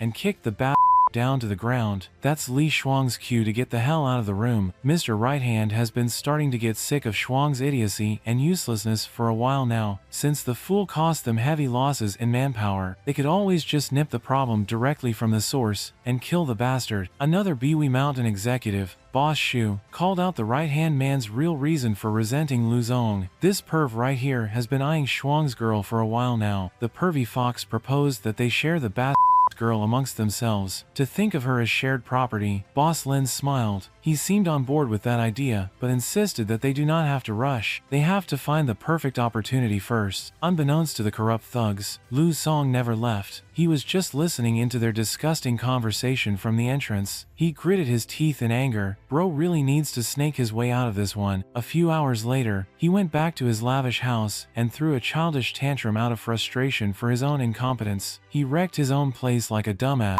His girl came out to check on him, trying to console the fat Lu Chong simply told her to start packing as they have to leave this place as soon as they can. She asked where they would go, and he couldn't give a straight answer. The only thing certain is that this place won't be safe anymore, and they need to plan ahead. Boss Lee called his assistant Changji, and the loyal lackey ran in like a good boy. He ordered Changji to gather all their remaining men as they prepared to depart at midnight. His girl could sense that something was obviously wrong, and she did not like it at all. Anyways, back to the people that actually matter. Xiaoyong pulled up to his compound, parking the big bus into one of their many indoor parking areas. The survivors from building number 8 hopped out of the vehicle and marveled at the sheer scale of Xiaoyong's doomsday fortress. With them safe and sound, the survivor recruitment mission has been completed. He was tasked to rescue 5 of them, but he managed to bring back 8. Apart from the 250 reward, he was given another 5 points as bonus, pushing his total to 66. Xiaoyong turned to his zombie bud and informed him that tomorrow night they were going on a 2-man mission to the southern district. Big Bro Lee overheard the human-zombie conversation and curiously asked what was in the southern district. The young man simply told him that he had to go take care of some unresolved cross-time grudges with the people at BWE Mountain Villa. By nightfall, Xiaoyong locked himself in his room while eyeing the level 2 high-tech supply crate worth 50 points, which he now has enough points to purchase. Without hesitation, he clicked the item's logo, excited to find out what was inside his first level 2 crate. Upon redeeming it successfully, his current points plummeted down to 16. A bright light swirled around his body as Jiang Xiaoyong prayed not to be let down after spending a fortune.